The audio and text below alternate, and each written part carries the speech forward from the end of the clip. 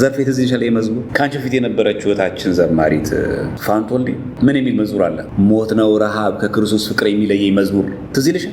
ሞት ነው ረሃብ ከክርስቶስ ፍቅር የሚለየኝ ብላ ስትዘምር ለምንድን ነው ፋንቱ ኢየሱስ ክርስቶስ ፍቅር የሚለይሽ ውጪ ተብላለች? ይልማ ኃይሉስ እውነት ስለሆነ ኢየሱስ ክርስቶስ ብሎ ሲዘምር ተባረረ መዝሙር አለ። እውነት ስለሆነ ኢየሱስ ክርስቶስ የሚለው አንተ ደግሞ ኢየሱስን ስም ጠራኸው ውጣ ተባለ።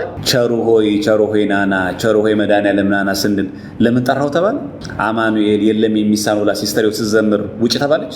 ጤነኛ ነን ግን በእውነት ኢቭን ካህን እንኳን በየቀኑ በኪዳንም በቅዳሴ ጊዜ በሚያሳርግበት ጊዜ ጌታችን ኢየሱስ ክርስቶስ የካህናት አለቃ ኃጢአትን የሚያስተሰርይ ጌታችን ኢየሱስ ክርስቶስ እያለ ሲጠራ እንዴት አትሰብም? ይሄን ጌታችን ኢየሱስ ክርስቶስ የካህናት አለቃ ብሎ ካህኑ ሲያሳርግ ህዝቡ ዝም በል ኢየሱስ ስም አትጥራ ነው ያሉት።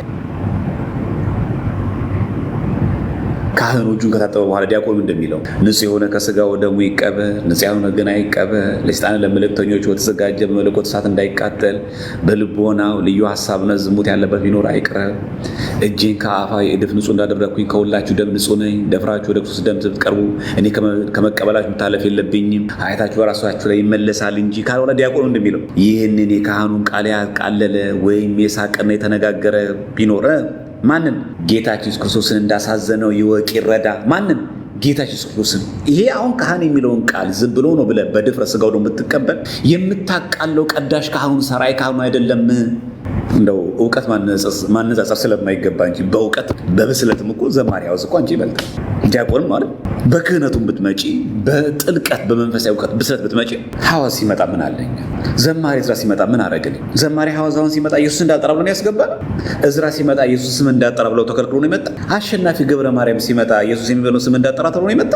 ስለዚህ ዘርፌ ብዙ አማራጭ አለሽ። አሁንም ቤተክርስቲያን ትጠራሻለች፣ ግን በማስመሰል አይደለም፣ ግን በውሸት አይደለም። ቦታው የእውነት ነው። የምትመለሺው በእውነት መሆን አለ። ድራማውን ተይው በቃ። ይሄ አያዋጣም። አሁን ትተኛለሽ ማታ ግድ የለም ፖድካስት ወጣ ምናምን ሰው እንደተንጫጫ ችግር የለውም። ግን ማታ ትተኛለሽ ግን የሌላ ሰላም አለሽ። ግን እውነተኛ ኢየሱስ የሚለውን ስም ስንጠራው እየዘለለ ነው የምንሄደው። ተአምረ ኢየሱስ ይነበብ እንደሚለው ተአምረ ኢየሱስ አሁን የማይነበበት ደብር አለ? ጻድቅ ስም የታነጸ ቤተክርስቲያን ነው። ተአምረ ኢየሱስ አይነበባል? ኢየሱስ ክርስቶስ ለሚጠራው ስሙ የጣፈጠ ነው የሚል የለ? ያውን በዜማ እሱን ዘለል ነው ወይስ እንደዚህ የሚያዘመውን ቄስና ዲያቆን እየገፈተርን ያወጣ ነው?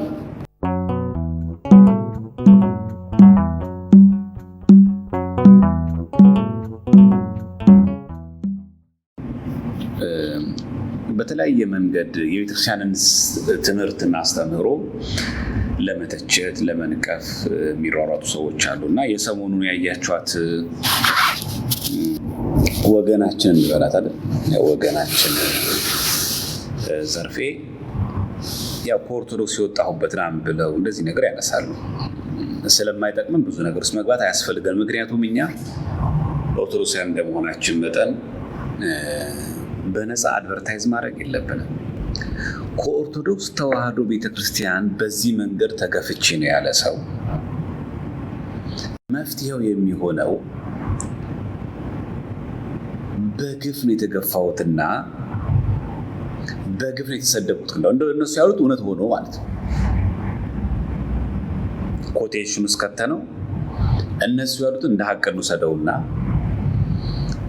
እውነተኛ በሆነ መንገድ ቤተክርስቲያናችን ኢየሱስ ክርስቶስን በምትገልጥበት መንገድ ክርስቶስን ገልጠው በዝማሬ ሊሆን ይችላል፣ በስብከት፣ በትምህርት፣ በየትኛው መንገድ እና እነዚህ ሁለት መሰረታዊ ጉዳዮች መታወቅ አለባቸው። አንደኛ ኑፋቄ በስብከት የሚነገር፣ በትምህርት የሚነገር፣ በመዝሙር የሚነገር፣ በዜማ የሚነገር፣ በቅኔ የሚነገር ኑፋቄ ነው። ስድ ጽሑፍ ሲሆን ትክክል፣ ስተት፣ ግጥምና ዜማ ሲሰራለት ቅዱስ ሊሆን አይችልም። ስለዚህ ወገኖቻችን ማወቅ ከሚገባቸው አንዱ መሰረታዊ ጉዳይ ኑፋቄ የተናገረ ሰው በስብከትም ይሁን በትምህርት በመጻፍም ቢሆን በዝማሬ ሊሆን ይችላል፣ በሚቀኘው ቅኝትም ቀኔ ሊሆን ይችላል። በማንኛውም መንገድ ኑፋቄ የተናገረ ሰው ኑፋቄ ነው። በመዝሙር ስለገለጠችው ዘርፌ አይ ይሄ እኮ ዶግማቲክ አለ የሚባል ነገር፣ ምክንያቱም በመዝሙር የሚገለጠው የቤተክርስቲያናችን ትምህርት ነው። ለምሳሌ በእኛ ቤተክርስቲያን አቋቋም አለ። ምንድን አቋቋም ለሚማሩት የኦርቶዶክሳዊ ተዋሕዶ አስተምህሮን ነው በዜማ በአቋቋም የሚማሩት። እኛ ቤተክርስቲያን ላይ ቅኔ አለ። ቅኔ ያስመሰከረ ሰው ሲባል ሰምታችኋል። ምን ማለት ነው? ማለት በኦርቶዶክሳዊ ተዋሕዶ ቤተክርስቲያናችን አጥር ውስጥ ሆኖ በዛ አስተምህሮት ውስጥ ሆኖ ቅኔ መቀኘት። አይ ቅኔ እኮ ነው ብሎ የፈለጉትን መዘባረቅ አይቻልም። የኦርቶዶክሳዊ ተዋሕዶ ቤተክርስቲያናችንን ትምህርት አስተምሮ ጠብቆ ነው የሚገኘው። ልብ በሉ ክርስቲያኖች፣ አይደለም መዝሙር ማለት ቅኔ እንኳን ቅኔ ፍልስፍና ነው። ፍልስፍና ነው ሲባል ግን በሃይማኖት አጥር ውስጥ ነው። የኦርቶዶክሳዊ ተዋሕዶ ቤተክርስቲያናችን ትምህርት አጥር ውስጥ ሆኖ ነው ቅኔ የሚገኘው። አንድ ሰው ዜማም ቢያዜም ልክ እንደዛ የዜማ ሊቅ ነው ይባላል። ከግዕዝ እዝል አራራይ አይወጣም። ግዕዝ የአብ እዝል የወልድ አራራይ መንፈስ ቅዱስ አለው ምሳሌ። ከዚህ አይወጣም። ዜማውንም ብንቃኘው ቅኔውን ብንደረድረው በሙሉ ጽሑፎች በሙሉ ያን ያሳያል። ስለዚህ አንዱ የዘርፌ ስህተት ሰው የሚወገዘው በጽሑፍ ወይ በመጽሐፍ ወይ በስብከት ወይ ዶግማቲክ ነገር ብቻ አይደለም። በስንኝም ደረጃ፣ በቅኔም ደረጃ፣ በጽሑፍም ደረጃ፣ በግጥምም ቢገጥመው ስድ ጽሑፍም ቢያደርገው ኑፋቄ ነው። ይሄ አንድ ነው። ሁለተኛ ሰው ኑፋቄ የሚያሰኘው በጽሑፍ ሲያደርገው ቅዱስ፣ በንግግር ሲያደርገው ርኩስ አይሆንም። ማናችንን በቲክቶክ ላይ የምንናገረው፣ በቴሌግራም የምንናገረው፣ በአውደ ምሕረት ላይ የምንናገረው፣ ተደብቀን ለግለሰብ የምንናገረው ኑፋቄ። ምናልባት ርዕስ ለመሆን ተፈልጎ ከሆነ ለምን አንዳንዶቹ አሉ በእርግጥ ጭር ሲል አይወድም የሚሉ ሰዎች አሉ። ይሄ ኤንፒአር የሚባል የስነ ልቦና በሽታ አለ። እሱ ምንድነው? ጭር ሲል አልወድም፣ ትኩረት ስጡኝ፣ ለምን ነፈጋችሁኝ፣ ረሳችሁኝ እኮ ስለ መቼ ነው የምታወሩት የሚል አይነት በሽታ ያለባቸው ማለት እና እህታችን ምናልባት ለሚዲያው ድምቀት ተናግረሽው ከሆነ ምናልባትም ትዝ እንድንልሽ ከሆነ በአብይ ጾም መድኃኔዓለም እሱ በቸርነቱ ያስብሽ። እኛ ከምናስብሽ፣ እኛ ከምናስታውስሽ እሱ ወደ በረቱ ወደ ቤቱ በምህረቱ ብዛት ይመልስሽ። ግን መሰረታዊ ስህተቶች ግን አሉ። ምናልባት ይሄ ሐሳብ ያለው ሰው እዚህ ውስጥ ካለ ብዬ ነው። አሁን ስለ ዘርፌ ልናወራ ፈልገናል። ግን ምናልባት ይሄ ሐሳብ ያላችሁ አንዳንድ ሰዎች ስላለን በጣም እኛ ቤት እኮ ክርስቶስ ተሰብኮ መከራ ነው ምናምን የሚል ሰው አለ። ምኑ መከራ? እውነት አንተ የገለጥከው የኦርቶዶክሳዊ ቤተክርስቲያን ትምህርት የቀደምት አባቶቻችን በተለይ ቤተክርስቲያናችን ከገለጠችው ሌላ ኢየሱስ ነው የምትገልጥልን? እርሱን ኢየሱስ ከሆነ ንገረን እንጂ ማናችንም እኔን ጨምሮ ለቤተ ክርስቲያን የምንገልጥላት አዲስ ምስጢር የለም። ያልተሰበከ በቀደምት አባቶቻችን ያልተነገረ አዲስ ትምህርት ኢኖቬት የምናደርገው ነገር የለም። ሲጀመር ልዩ በሆነ እንግዳ ትምህርት አትወሰዱ ስለተባለ በአዳዲስ ትምህርት መወሰድ ራሱ አይፈቀድም።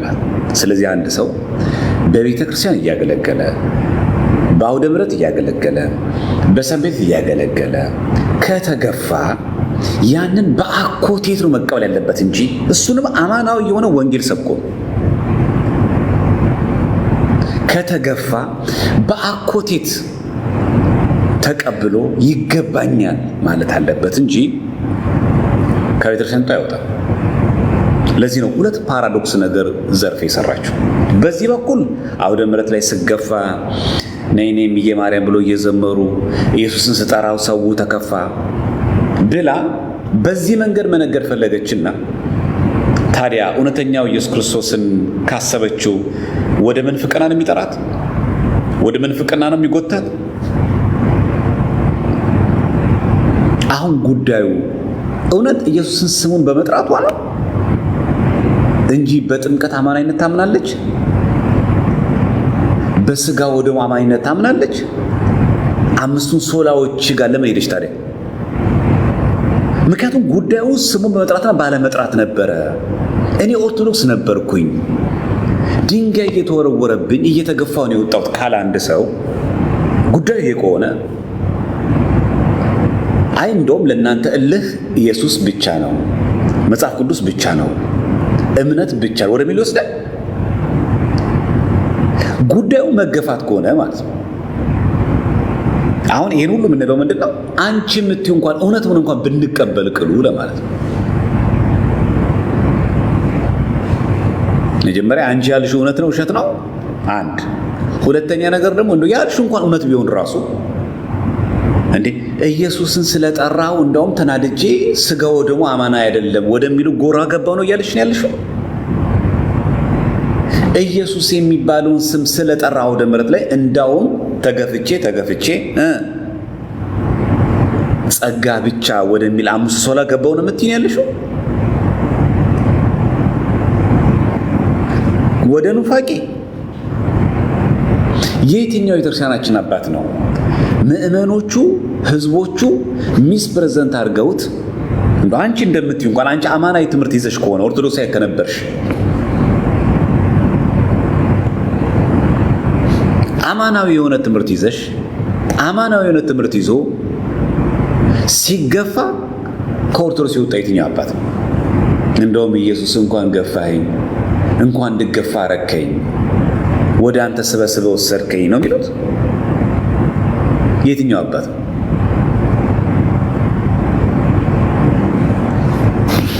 የትኛው የመጽሐፍ ቅዱስ ትምህርት ላይ ነው እምነት ብቻ የሚለው? ጸጋ የሚለውን ብቻ የሚለው የት ጋር ነው? በነገራችን ላይ ክብር ለእግዚአብሔር ብቻ የሚለው ቃል ብዙ ሰዎቻችን የምንረዳው አይ ክብር የሚገባው እግዚአብሔር ብቻ። መሰረታዊ የመጀመሪያው ክብር ለእግዚአብሔር ብቻ ሲሉ እግዚአብሔር አንተን ዓለምን ሁሉ ለይቶ እርሱ የሚያድናቸው መርጧል። የማመን እንኳን አቅም እንኳን ካፓሲቲ እንኳን የለህም። እንድታምንም የሚያደርግህ እሱ ስለመረጠህ ነው። ያዳነህም እሱ ስለመረጠህ ነው። ስለዚህ ክብር ለሱ ብቻ ስጥ። ከዛ ውጭ ግን እኔ ባመንኩት እምነት መልካም ነገር ማድረግ አለብኝ፣ ክርስቲያናዊ ስነ ምግባር አደርጋለሁ ካልክ ግን የእግዚአብሔርን ክብር እየነካህ ነው። ስለዚህ መልካም ስራ ማለት የእግዚአብሔር ክብር መቀነስ ማለት ነው። እንዲህ ነው የሚያምኑት ክብር ለእግዚአብሔር ብቻ ሲሉ ማለት ነው። ብዙዎቻችን የምናስበው ክብር ለእግዚአብሔር ብቻ ሲባል በቃ ቅዱሳን አይከበሩ፣ ቅዱሳን አይመስገኑ፣ ለእነሱ መዝሙር አይዘመር፣ እነሱ ምስጋና አይመስገኑ፣ ምስጋና እግዚአብሔር ብቻ፣ ልክ ለእግዚአብሔር የተቆረቆሩ መስለው የሚታይ ነው። እሱ ሶስተኛው። የመጀመሪያ ጉዳይ እሱ አይደለም። አንተ የማመንም የመዳንም ከአንተ የሆነ ነገር ምንም ነገር የለም። ይሄ ማለት ኢኒሻል ሳሊቬሽን እያወራሁ አይደለም። እግዚአብሔር አምላክ አስቀድሞ መርጦ ሁሉ ነገር ጨርሷል። ከአንተ የሚጠበቅ ምንም ነገር የለም። ኢቭን ማመን እንኳን አትችልም። አንተ እንድታምን አድርጎ ነው የፈጠረ መጀመሪያ፣ ሌሎቹንስ እንዳያምን አድርጎ። ስለዚህ እግዚአብሔር አምላክ መርጦ የተወሰኑትን እንዲድኑ ፈልጓል። አሳምኖ እንዲያምኑ አድርጎ እንዲድኑ አድርጎ መርጧቸዋል። ሌሎቹ ግን እንዳይድኑ አድርጎ መርጧቸዋል። ስለዚህ ከአንተ የሚጠበቅ ነገር የለም። መልካም ስራ የሚባል ነገር የለም። መልካም ስራ ለስራ ካል ክርስቲያናዊ ስነ ምግባር ያስፈልጋል ካልክ በጎነት፣ ቸርነት፣ ፍቅር የሚባሉ እነዛን የመንፈስ ስራዎች ላድርግ ካል ከእግዚአብሔር ክብር እየቀነስክ ነው። ስለዚህ አንድ ሰው መልካም ስነ ምግባር እሰራለሁ ባለ ቁጥር ከእግዚአብሔር ክብር እየቀነሰ ነው ያለው። ክብር ለእግዚአብሔር ብቻ አድርግ። የጆን ካልቪን ትምህርት ይሄ ነው። ወደዚህ ነው የክትሳት ዘርፌ እግዚአብሔር አምላክ ወደዚህ ነው የሚከተው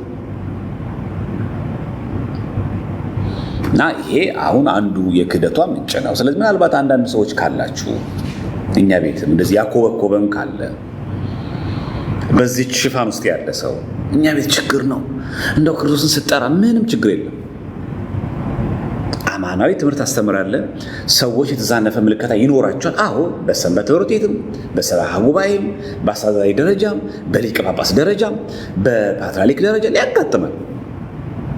የለም እያልን አይደለም። አንተ የሰበከው ግን የቆምክለት ክርስቶስ ግን ኦርቶዶክሳዊ ተዋሕዶ ቤተክርስቲያናችን የምታምነው ነው ወይ? ዜማና ግጥም ስሰራ እንዳትነኩ የሚባል ነገር የለም። ፌመስ ነኝና አልነካ የሚባል ነገር የለም። ተጽዕኖ አሳዳሪ ነኝና እንደፈለኩ መናገር ቻል ማለት አይቻልም። እኔ እዚህ ደብር ላይ አለው መባል ዲያቆን ነኝና አልነካ የሚባል ነገር የለም። ብዙ መጽሐፍቶችን ጽፌያለሁ። ብዙ ካሴቶች አሉኝ። በጣም ብዙ ፎሎወር አለኝ። በጣም እደመጣለሁ የሚባል ነገር የለም። ኑፋቄ ከዚህ ዘርፌ ብዙ ካሴት ስላወጣሽ ብዙ ስለዘመርሽ ምንም ጉዳይ ቤተክርስቲያናችን ስሙ ሲጠራ እንደሚጣፍጣት ትመሰክራለች። ቅዳሴ ጊዜ ላይ እኮ አለ የአንተን ስም ሰምቶ ሞት ይደንግጥ፣ ቀላያት ይሰንጠቁ፣ ዓለማም ጌታ ቅዳሴ እንደዚህ ያለ ግን የአንተን ስም ሰምቶ እኮ ነው የሚለው። የማን ስም? ይሄ የጌታ ቅዳሴ ነው። ምናልባት ቅዳሴ ጊዜ ሲባል ሰምተሽ ይሆን? ይሄ የጌታ ቅዳሴ እኮ የአንተን ስም ሰምቶ ሞት ይደንግጥ፣ ቀላያት ይሰንጠቁ፣ ዓለማምን ይራቅ፣ ወንጀለኛ ይቸገር፣ ወርቅን የሚወዱ ይነቀል። ምን ማለት ወርቅን የሚወዱ ማለት? አሁን የቀረበት ወርቅና ይሄ ወርቅ መስሏችሁ አይደለም እኮ። ወርቅን አቅልጠው ጣዖት የሚያመልኩ የዚህ ዓለም መሻትን ገንዘብን የሚወዱ ሰዎች ካንተ የሚያስበልጡ አንተ ላይ ደርበው ባዕድ አምልኮ የሚያመልኩ ይነቀሉ። ቅዳሴ ጊዜ እኮ ይሄን የሚያወራው ይኸውኛ መሰከር ነው እኮ። የምን ተሐድሶ ነው የምታወሪ? እና አንዳንዶቻችን የድል ዜና አብሳሪ መሆን እንፈልጋለን። በቃ የሆነ ነገር ኢኖቬት ያደረግና በጣም ቤተክርስቲያናችንን ከሆነ ጉድ ያወጣናት አድርገን እናስባለን። ይህ በጣም ስህተት ነው ክርስቲያኖች። እኔም እዚህ ላይ ያለን አገልጋዮች በሙሉ መጤን ከኦርቶዶክስ ቤተክርስቲያን ተዋሕዶ ቤተክርስቲያን በጥምቀት ተወልደን መጣን እንጂ እኛ አልሰራናት። ባለፈው የሚያነሳሁላችሁ ነጥብ ይሄ ነው። ብፁዕ አቡነ ኤርምያስ ያነሱት ማለት የዛሬ 22 ዓመት የተመለሰ ምላሽ መጽሐፈ ዚቅ ላይ እኮ እንደዚህ መርቆሬዎስን አንተ የተሰቀልክ ይላል። ይህ እኮ የዛሬ 22 ዓመት ጌታቸው የሚባል መናፍቅ መጽሐፍ ጽፎ ገድል ወይስ ገደል ለሚለው መጽሐፍ በ1996 ዓመተ ምህረት እኮ ሄዱ ፌስቡክ ላይ ለጥፌዋለሁ ገጹ በብፁዕ ወቅዱስ አቡነ ጳውሎስ ዘመነ ፕትርክና ዘመን በግለሰብ አይደለም በሊቃውንት ጉባኤ ገጽ 26 ላይ በመደበኛ ድጓ ላይ የለም። ቅዱስ ያሬድ እንደዚህ ጽሑፍ አልጻፈም። ኢቭን መደበኛ ዚቅ ላይ ራሱ የለንም።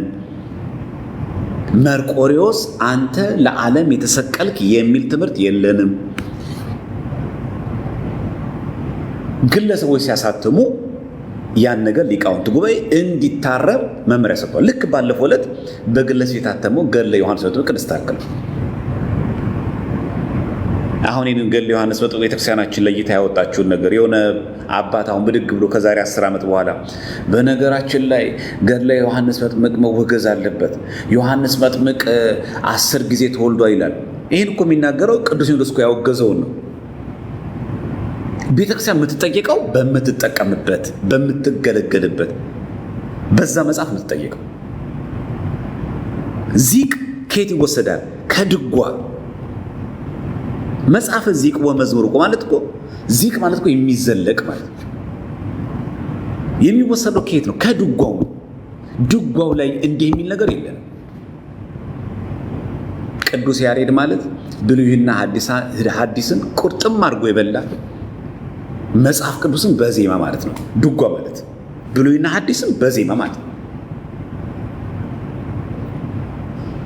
22 ዓመት የቆየ በሊቃውንት ጉባኤ የተሰጠ በዛ ላይ ደግሞ ታርሞ የወጣው የምትመለከቱ ደግሞ እነ ንቡረ እድ ኤልያስ አብርሃ ያሉበት አቡነ ጳውሎስ 8 የሚሆኑ ሊቃውንትን አደራጅተው የታረመውን መጽሐፈ ዚቅ አሰራጭተዋል። ፈርመውበታል እነዚያ ሰዎች። ይሄ መጽሐፈ ዚቅ አይተን አርመውን ቅዱስነቶ እርሱ በሰጡ መመሪያ መሰረት መጽሐፈ ዚቁን ከመጀመሪያው እስከ መጨረሻው የኢትዮጵያ ኦርቶዶክስ ቤተክርስቲያንን አስተምሮን የሚገልጥ አድርገን ምንም አይነት ስህተቶች የሚገኙትን በሙሉ ወጥተው ስርዋጽ ያሉትን የታረመው መጽሐፈ ዚቅ አውጥተናል ይላል። የመጀመሪያው ፔጅ ላይ አለ።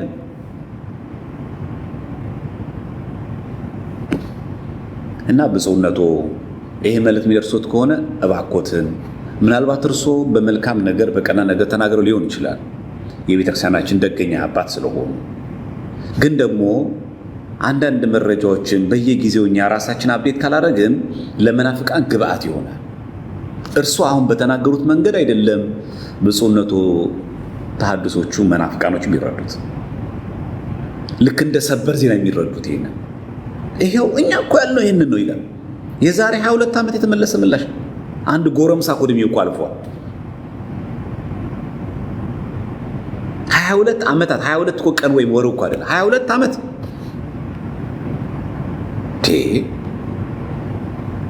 ደግሞ እኮ መጽሐፉ እስካሁን ድረስ እኮ ሳይታረም ቀርቶ ቢሆን ኖሮ እሺ ልክ ነው እንላለን። ተናገረ እንጂ የሊቃውንት ጉባኤ ወሰነ እንጂ መች ተግባር ይሆን እኮ ብንል እሺ ታትሞ የወጣውን ነገር ለብፁዕ አቡነ ጳውሎስ የተጻፈ እኮ ነው። ከላይ መጽሐፉ ሲታተም ራሱ መጽሐፈ ዚቅ ላይ የመጀመሪያው ሁለተኛው ገጽ ላይ አለ እዛ ጽሑፍ። ቪዲዮ ሰርቼበታለሁ ከዚህ ቀደም ገብታችሁ ይዩት የምትፈልጉ ሰዎች ካላችሁ። መጽሐፈ ዚቅ በተመለከተ ይሄን በተመለከተ ጥያቄ ቀርቧል። እኔም ቪዲዮ ሰርቼበታለሁ። አዲሱ የታተመው ላይ ገጽ 50 ላይ ተመልከቱ። መርቆሪዎስ አንተን የፈጠር ከሚል ነገር አንተን የተሰቀልክል ነገር የሚል ነገር የለም። እና እንደዚህ አይነት መረጃዎች ለዓለም ለሕዝብ ስናካፍል ጥንቃቄ፣ በተደጋጋሚ ጊዜ እንደምንለው ስልኮቻችን ፒሲዎቻችን ብቻ ሳይሆን አፕዴት ማድረግ ያለብን መረጃዎቻችን ራሱ አፕዴት ማድረግ አለብን። ይሄ አሁን ድግምት ነው እንደዚህ ይደገማል ታቦት ላይ ይሄ ማሳቀል የሚል መጽሐፍ እኮ አለ መርጌታ ሰረቀ የጻፈው። ከዛ ላይ ከሆነ የወሰዱት ታውቃላችሁ። ማሳቀል የሚባል የተሐድሶ መናፍቃን መጽሐፍ አለ። ከዛ ላይ ነው የወሰደው ትዝታው። እዚህ ያለ ታቦት ላይ የሚደግሙት ድግምት አለ እንደዚህ ይነግራል። ቤተክርስቲያን የማታውቀው መናፍቃን ባሳተሙት ጽጌ ስጦታውም እኮ እኔ መርጌታ ነኝ ይላል። ሙሴ መንበሩ እኮ እኔ መርጌታ ነኝ እኮ የሚለው። አሰግድ እኮ አሁንም እኮ መምህር ነኝ ነው የሚለው። አሸናፊ መኮንን እኮ ተወግዞ እስቲ ቴሌግራም ግሩፕ እኮ አለ። የሚገርማችሁ እኮ የተወገዘው አሸናፊ መኮንን ይሄን ሁሉ መጽሐፍ ጽፎ ላይቭ ላይ ቴሌግራም ላይ የሚያስተምረው እሁድ 4 ሰዓት ላይ ጠዋት 4 ሰዓት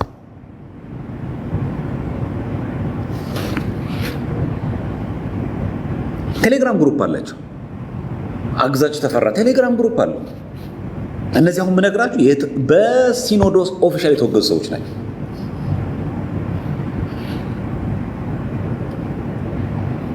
ስቲል ነው መጽሐፍ ሲጽፋ አሁንም ቢሆን አገዛችሁ ተፈራ ራሱ ጽጌ ስጦታው ራሱ አሸናፊ መኮንን ዲያቆን እያለ መርጌታ ሙሴ ነኝ መርጌታ ጽጌ ነኝ እያለ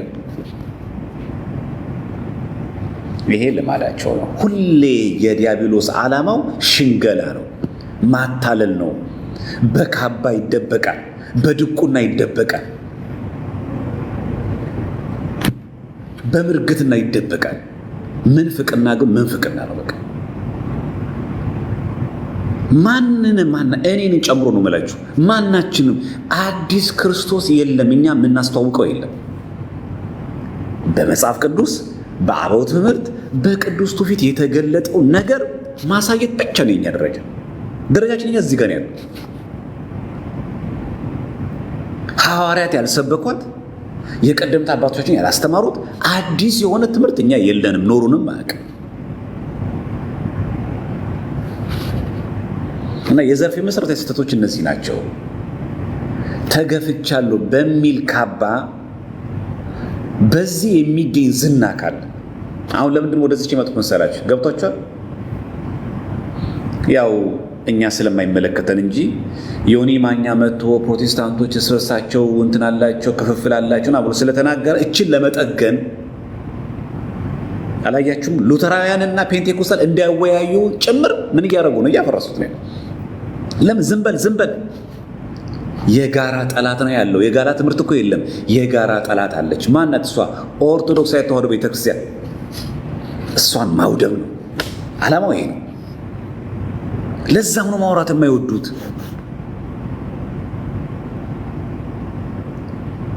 ከዚህ ሉተራውያን ፔንቴኮስታል አንድ ነን፣ መካነ ኢየሱስ ከሙሉ ወንጌል ጋር አንድ ነን። የጋራ ጠላት ማን አለች? ኦርቶዶክስ። የጋራ ትምህርት በሌለበት፣ የጋራ አስተምሮ በሌለበት የጋራ መስሎ ዋናው ማድቀቅ።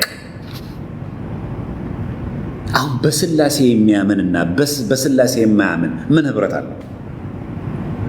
ኦንሊ ጂሰሶች እኮ በስላሴ አምኑ፣ ሐዋርያት ቸርች ማለት ከሙሉ ወንጌል ጋር ምን ህብረት አላት? በጣም የሚገርማችሁ በደቡብ የሀገራችን ክፍል አብዛኛው ሰው ከሙሉ ወንጌል ወደ ኦንሊ ጂሰስ እየገባ ነው። ኦንሊ ጂሰስ ማለት እኮ መጽሐፍ ቅዱስ የያዘ ሙስሊም ማለት እኮ። በስላሴ እኮ አያምንም። አንድ ገጽ ብሎ የሚያምን ሰባሊዮስ ነው። መጽሐፍ ቅዱስ የያዘ ሙስሊም ማለት እኮ። በስላሴ ሳያምኑ በድንግል ማርያም ምልጃ፣ በቅዱሳን ጻድቃን ሰማዕታት፣ በገድላት፣ በድርሳናት በእነዚህ መጽሐፍቶች ላይ ልዩነት አለን ብለው ከመካነ ኢየሱስ ጋር ከሙሉ ወንጌሎች ጋር ከመሰረተ ክርስቶስ ጋር ህብረት ያደርጋሉ። የጋራ ጠላት እዚህ ያለች። ስለዚህ የዘርፌ ቃለ መጠይቅ ዋና ዓላማው ምንድን ነው? ይሄ ዮኒ ማኛ የተባለው ጉዳችን አወጣ ብሎ የሚያምኑት ስጋት ለነሱ ስለሆነ በግለሰብ ስለሚመሩ ማለት ስጋት የሆነብን ይሄንን ዳይቨርት አድርጎ አጀንዳው ወደ ኦርቶዶክስ ኳሷን ማዝጎር እንጂ አሁን ዘርፌኛ አጠራናት፣ ዘማሪ አጣን አላልን፣ የሚያገለግለን አጣን አላልን፣ ቤታችን ባዶ ሆነ ምን ይሻለናል፣ የሚዘምር ሰው ጠፋ አላልን። ይሄው ዘማሪ አሸናለን። እግዚአብሔር ይመስገን ያዋለን። ይሄው ድሮ አንድ ካሴት ለማውጣት ተራ የሆነው ይሄው ቀላል ሆኖ አላ እድሜ ቴክኖሎጂ ምን ችግር አለ? ቀሚስ ይለበሳል፣ ከላይ መስቀል እዚህ ይደረጋል። በቃ ችግር የለም። በቃ አሳምሮ መዘመር ነው። ምን ችግር አለ?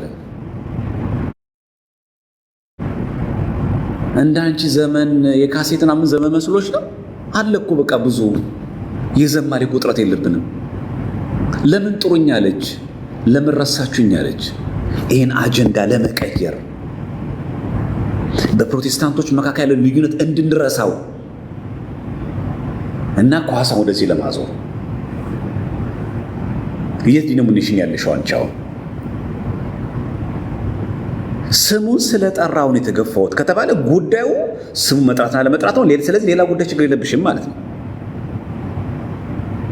በአምስቱ አዕማደ ምስጢር ታምኛለሽ ማለት ነው። በሰባቱ ምስጢራት ቤተክርስቲያን ታምኛለሽ ማለት ነው። ጉዳዩ የስብለስ ምክንያቱም እኔ ኦርቶዶክስ ነበርኩ ብለሻል። ስለዚህ ጉዳዩ ከስም ጋር ከሆነ እነዛን ሳክሪመንቶች እንዴት ገደል ገቡ? አይሆንም ማለት ነው። ስለዚህ ቤተክርስቲያን እባካችሁን በስነ ስርዓት ጾሙን እንድንጾም ከእንደዚህ አይነት አላግባብ ከሆኑ ነገሮች ቪዲዮችን ከማንሰራሸት ራሳችን እንጠብቅ። በቃ ለመታወቅ የሚጣጣሩ ሰዎችን እድል አነስታቸው። በቃ ትዝ ልበላቸው። ለምን ረሳችሁ ነው እንጂ አሁን የሚዲያ ስለማይመጠን እንጂ ታውቂያለሽ፣ እኛ ሰንበት ቤት መተሽ አንድ ቀን አገልግለሽ አሁን ያሉት የመንበረ ፓትርያርክ ቅድስት ማርያም ቤተክርስቲያን አስተዳዳሪ እንዴት እንዳሰናበቱሽ ታውቂያለሽ። እኛ ሰንበት ቤት ይሄ ሚዲያ ስለማይመጥን አላነሳውም። ዘርፌ ታውቂያለሽ፣ ሚካኤል ደብር ላይ መተሽ እንዴት በማግስቱ ለምን እንዳሰናበቱሽ ያኔ በሰላሙ ጊዜ ያኔ ዘርፌ በሚባልበት ዘመን ያኔ ገና ካሴት ያወጣች ዘመን ያኔ በሁሉ መድረክ እሷ ትጠራ በዛ በደጉ ዘመን ስለ ተሐድሶ ምናምን ነገር ሳይነሳ በዛ ዘመን ያውም እኛ ያደግንበት ደብር ስለማይመጥን በእናንተ ልክ መውረድ ስለሌለብን እኛ አናወራው ስለማያስፈልግ። ይኸው አለቃም አሉ በህይወት አሉ፣ እኔም አለው በህይወት፣ አንቺም በህይወት አለሽ። አንዳንድ ጊዜ መድረኩን አገኘን ብለን ስናወራ ግለሰባዊ ጉዳዮቻችን ለራሳችን እንተዋቸው። በቃ የግለሰብ ድክመት ብለን እንተው። አጉል ግን ቤተክርስቲያንን ግን አታክ ለማድረግ ግን ከተጀመረ ግን ጥሩ አይደለም። አብይ ጾም ነው። ምናልባት ቆርቆሮሽ ከሆነ ከልብሽ ተሰምቶሽ ከሆነ ከኦርቶዶክስ በመውጣትሽ ከሆነ ቤቱ ክፍት እኮ ነው። ማን ይከለክልሻል? የአባታችን ቤት አይደል? በሩ ክፍት አይደል? በእውነተኛ ንስሐ ከመጣሽ ማን ይዘጋዋል በሩ? አሁንም እኮ ትችያለሽ። ይኸው ዘማሪ ሐዋዝ ተመለሰ አይደል? ምን አረግን? እንደው እውቀት ማነጻጸር ስለማይገባ እንጂ በእውቀት በብስለትም እኮ ዘማሪ ሐዋዝ እኮ አንቺ ይበልጣል። ዲያቆንም አይደል? በክህነቱም ብትመጪ በጥልቀት በመንፈሳዊ እውቀት ብስለት ብትመጪ ሐዋዝ ሲመጣ ምን አለኝ? ዘማሪ ዕዝራ ሲመጣ ምን አረግልኝ?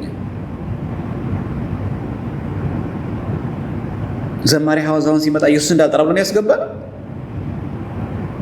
ዕዝራ ሲመጣ ኢየሱስ ስም እንዳልጠራ ብለው ተከልክሎ ነው የመጣ። አሸናፊ ገብረ ማርያም ሲመጣ ኢየሱስ የሚበለው ስም እንዳልጠራ ተብሎ ነው የመጣ። ኢቭን ካህን እንኳን በየቀኑ በኪዳንም በቅዳሴ ጊዜ በሚያሳርግበት ጊዜ ጌታችን ኢየሱስ ክርስቶስ የካህናት አለቃ ኃጢአትን የሚያስተሰርይ ጌታችን ኢየሱስ ክርስቶስ እያለ ሲጠራ እንዴት አትሰብም? ይሄንን ጌታችን ኢየሱስ ክርስቶስ የካህናት አለቃ ብሎ ካህኑ ሲያሳርግ ህዝቡ ዝም በል ኢየሱስ ስም አትጥራ ነው ያሉት። ካህኑ እጁን ከታጠበ በኋላ ዲያቆኑ እንደሚለው ንጹሕ የሆነ ከሥጋው ደሙ ይቀበል፣ ንጹሕ ያልሆነ ግን አይቀበል። ለሰይጣን ለመልእክተኞች በተዘጋጀ በመለኮት እሳት እንዳይቃጠል በልቦናው ልዩ ሐሳብና ዝሙት ያለበት ቢኖር አይቅረብ። እጄን ከአፋ የእድፍ ንጹሕ እንዳደረግኩኝ ከሁላችሁ ደም ንጹሕ ነኝ። ደፍራችሁ ወደ ክርስቶስ ደም ስትቀርቡ እኔ ከመቀበላችሁ መታለፍ የለብኝም። ኃጢአታችሁ በራሳችሁ ላይ ይመለሳል እንጂ ካልሆነ ዲያቆኑ እንደሚለው ይህንን የካህኑን ቃል ያቃለለ ወይም የሳቀና የተነጋገረ ቢኖር ማንን? ጌታችን ኢየሱስ ክርስቶስን እንዳሳዘነው ይወቅ ይረዳ። ማንን? ጌታችን ኢየሱስ ክርስቶስን። ይሄ አሁን ካህን የሚለውን ቃል ዝም ብሎ ነው ብለህ በድፍረት ሥጋው ነው የምትቀበል። የምታቃለው ቀዳሽ ካህኑን ሰራይ ካህኑ አይደለም። ጌታችን ኢየሱስ ክርስቶስን እንዳቃለ ይወቅ ይረዳ። ስለ በረከት ፈንታ መርገምን፣ ስለ ኃጢአት ስርየት ፈንታ ገሃነመ እሳት እግዚአብሔር ዘንድ ይቀበል ይላል። ይህን ስንጠራ ስሙን አትጥራ ነው ያልነው። ከኢየሱስ ትእዛዝ ልዩ የሆነ ብሎን ይከልከል። ስለምን እንደምንድን ነው? ኢየሱስ አትበል ነው እንላለን። እና አንቺ አሁን ይጎችሽ ቅዳሴ ሁሉም ጋር እኩል ስለሆነ ነው የምነግርሽ። ሁሉም ጋር ቅዳሴ አለ። ከኢትዮጵያ ጫፍ ለጫፍ የኢትዮጵያ ኦርቶዶክሳዊ ተዋሕዶ ቤተክርስቲያን እስከሆነ ድረስ ማለት። ስለዚህ ጭር ሲል አልወድ የሚሉ ሰዎች አሉ። ለዚህ ደግሞ ማካካሻ ቤተክርስቲያን። ስለዚህ አሁን የተፈለገው የዘርፌ ዋና ዓላማ በዚህ አብይ ጾም የተፈለገው ዋና ዓላማ ለዩቲዩብ ንግዳቸው ምናምን እንደተጠበቀ ሆኖ ዋናው ይሄ በፕሮቴስታንት መካከል ያለው ዲኖሚኔሽን ያለው አሁን የሰሞኑ ልዩነት እንዲሸፋፈን ታፍኖና ተደፋፍኖ እንዲቀር ለማድረግ ብቸኛው መምቻው መንገድ የዘርፌን ጉዳይ አምጥቶ አይታችኋል ኦርቶዶክስ ቢሉ ሁለተኛ መልእክት በዘርፌ የፈለጉት ምናልባት በእነዚህ ጉዳዮች ኦርቶዶክስ ቤተክርስቲያን እንደዚህ መሆኗን አውቀው ከቤቷ የጠፉ ሰዎች ሊመለሱ ሲያስቡ አይታል እኔ እኮ ማልመለሰው ኦርቶዶክስ ስለዚህ እኮ ነው አይታል ዘርፌ እንዴት እንዳረጓት ብሎ በዚህ ምክንያት ለማድረግ ትልቅ ፍርድ አለብሽ። በእውነት ወደ እናታቸው ቤት ለመመለስ ወደ አባታቸው ጊዜ ለመመለስ እያንዳንዱ እየተንገዳገዱ የነበሩት እየዳዱ የነበሩትን ምዕመናን በማስቀረትሽ እግዚአብሔር ላይ ይጠይቅሻል። ይህ በጣም ከባድ ፍርድ ነው በነገራችን ላይ። ምክንያቱም በሚዲያው በሚነገረው በሚሰበከው ስብከት ልባቸው የዳዳ ሰዎች አሉ። ቤተክርስቲያን እንደዚህ ትነግራለች እንዴ ታዲያ ምን ነው የገባሁት ብለው ልባቸው እንትን ያኮበኮቡ ሰዎች አሉ። ያንቺ ምን አይነት መርዝ ነው የጣልሽው? በቃ እንዲህ ከጣለች እኮ ትገፋላችሁ የሚል ግን እውነት ናት። አትደበቅም። ክርስቶስን እኮ እኛ ቤተክርስቲያን እኮ ስጠራ እንኳን ታውቂያለሽ አይደል? ምን ብለን እንደምጠራ በልብ መታሰቡ በቃል መነገሩ በቅዱሳት መጽሐፍ መዘገቡ ከፍ ከፍ ይበልና ብሏል። ምን ማለታችን ነው? ዝም ብሏል በኢየሱስ ምትለው ቤተክርስቲያናችን። በልብ መታሰቡ ምን ማለት ነው? በልባችን የምናስበው ጌታችን ኢየሱስ ክርስቶስ ወይ አሁንም ይጨምር፣ ሁሌ እናስብ። በቃል መነገሩ ማለት ነው ኢየሱስ ክርስቶስ ብለን በአፋችን የምናገሩ አሁንም ይጨምር። ከዛስ በቅዱሳት መጽሐፍ መዘገቡ በየቅዱሳት መጽሐፍ በመጽሐፍ ቅዱስ በአንድምታ በገድላት በድርሳናት ስም ተጽፏል ኢየሱስ ክርስቶስ የሚል አሁንም ይጨምር፣ ከፍ ከፍ ይበልና ጌታችን ኢየሱስ ክርስቶስ እንደዚህ ያለ። አይገርምኛ አባቶች? እዚህ ጋር መጥተው ደግሞ ተመልሶ ደግሞ ኢየሱስ ስትልኛ ቤት ትወገዛለህ። ስሙ ራሱ አለ። ልድገመው። በልብ መታሰቡ እኮ ነው የሚለው። ምን ማለት በልብ መታሰቡ? በልባችን እናስብሃለን ጌታችን ኢየሱስ ክርስቶስ ወይ አሁንም አንተ ጌታ ኢየሱስ አንተ ማሰባችን አሁንም ከፍ ከፍ ይበል። ሁሌ እናስብህ። ሌላ ባዕድ ነገር፣ ሌላ ስጋ ይፈጠራል፣ ሌላ ዓለማዊ፣ ሌላ ጣዖት አናስብ። አንተ ነው የምናስበው። ይሄ ማሰባችን አሁንም ይብዛ። ሌትም ተቀን በድካማችንም በእረፍታችንም በየትኛውም ሰዓታችን ሁሉ አንተ እናስብ ዘንድ ፍቀድልን። በቃል መነገሩ ምን ማለት ነው? በቃላችን ኢየሱስ ክርስቶስ ብለን የምንጠራው አሁንም ይጨምር። ይነስ እኮ አይደለም ይጨምር፣ ከፍ ከፍ ይበል። አሁንም እንደው ደክሞን እንተኛና አፋችንን ዘጋ እንደሆነ እንጂ ቢቻልን ኖሮ ዝም ብሎ ስማችን አንተን አፋችን አንተን በየጠራ በኖረ። በአፍ ብቻ እኮ አይደለም በልብ መታሰቡ ይላል። ከዛስ በቃል መነገሩ፣ ከእንደገና በቅዱሳት መጽሐፍ መዘገቡ፣ በሁሉም ቦታ ስምህ ይጻፍ አሁንም ይጨምር። ያንተ ስም ይግባ ኢየሱስ ክርስቶስ ወይ። እቺ ቤተክርስቲያናት ክርስቶስን የምትከደው ዘርፌ አንቺ እኮ ለኢትዮጵያ ኦርቶዶክስ ቤተክርስቲያን የመጀመሪያ የመጨረሻም እኮ ዘማሪ አይደለሽ አይደል? አንቺ እኮ የመጀመሪያ ዘማሪያችን አይደለሽ። ከአንቺ በፊት ብዙ ደገኛ መዘምራን አሉ፣ ከአንቺም በኋላ ብዙ ደገኛ መዘምራን አሉ። አንቺ እኮ የመጀመሪያ ሰው እኮ አይደለሽ። አንቺ ከቤተክርስቲያን የወጣሽበት ዕለት እኮ መዝሙር እኮ አልቆመም። በነገራችን ላይ ዘማሪያን መዘምራን የሚለው በእንተ ቅድሳት ላይ ዲያቆኑ መሪጌቶቹ ነው። ታውቃላችሁ? ስለ መዘምራን እንማልዳለን የሚል የለም በእንተ ቅድሳት ላይ። ስለ መዘምራን እንማልዳለን የሚለው እኮ ዘማሪያን የሚላችሁ እኮ መሪጌቶቹ ነው። ይሄ ዩኒፎርም ለብሶ የሚዘምሩት የሰንበት ተማሪ ዘማሪያን እኮ አይደል? እነሱም እኮ ዘማሪያን ናቸው፣ ግን በዋናነት እየገለጸ ያለው እነሱ ናቸው። በቤተክርስቲያናችን እኮ የዕለት ዝማሬ አለ፣ የዕለት ምስባክ አለ፣ የዕለት ወንጌል አለ፣ የዕለት ስንክሳር አለ፣ የዕለት ቅዳሴ አለ። ይሄ እኮ ሊክሽነሪ ነው። ዲክሽነሪ ሳይሆን ሊክሽነሪ።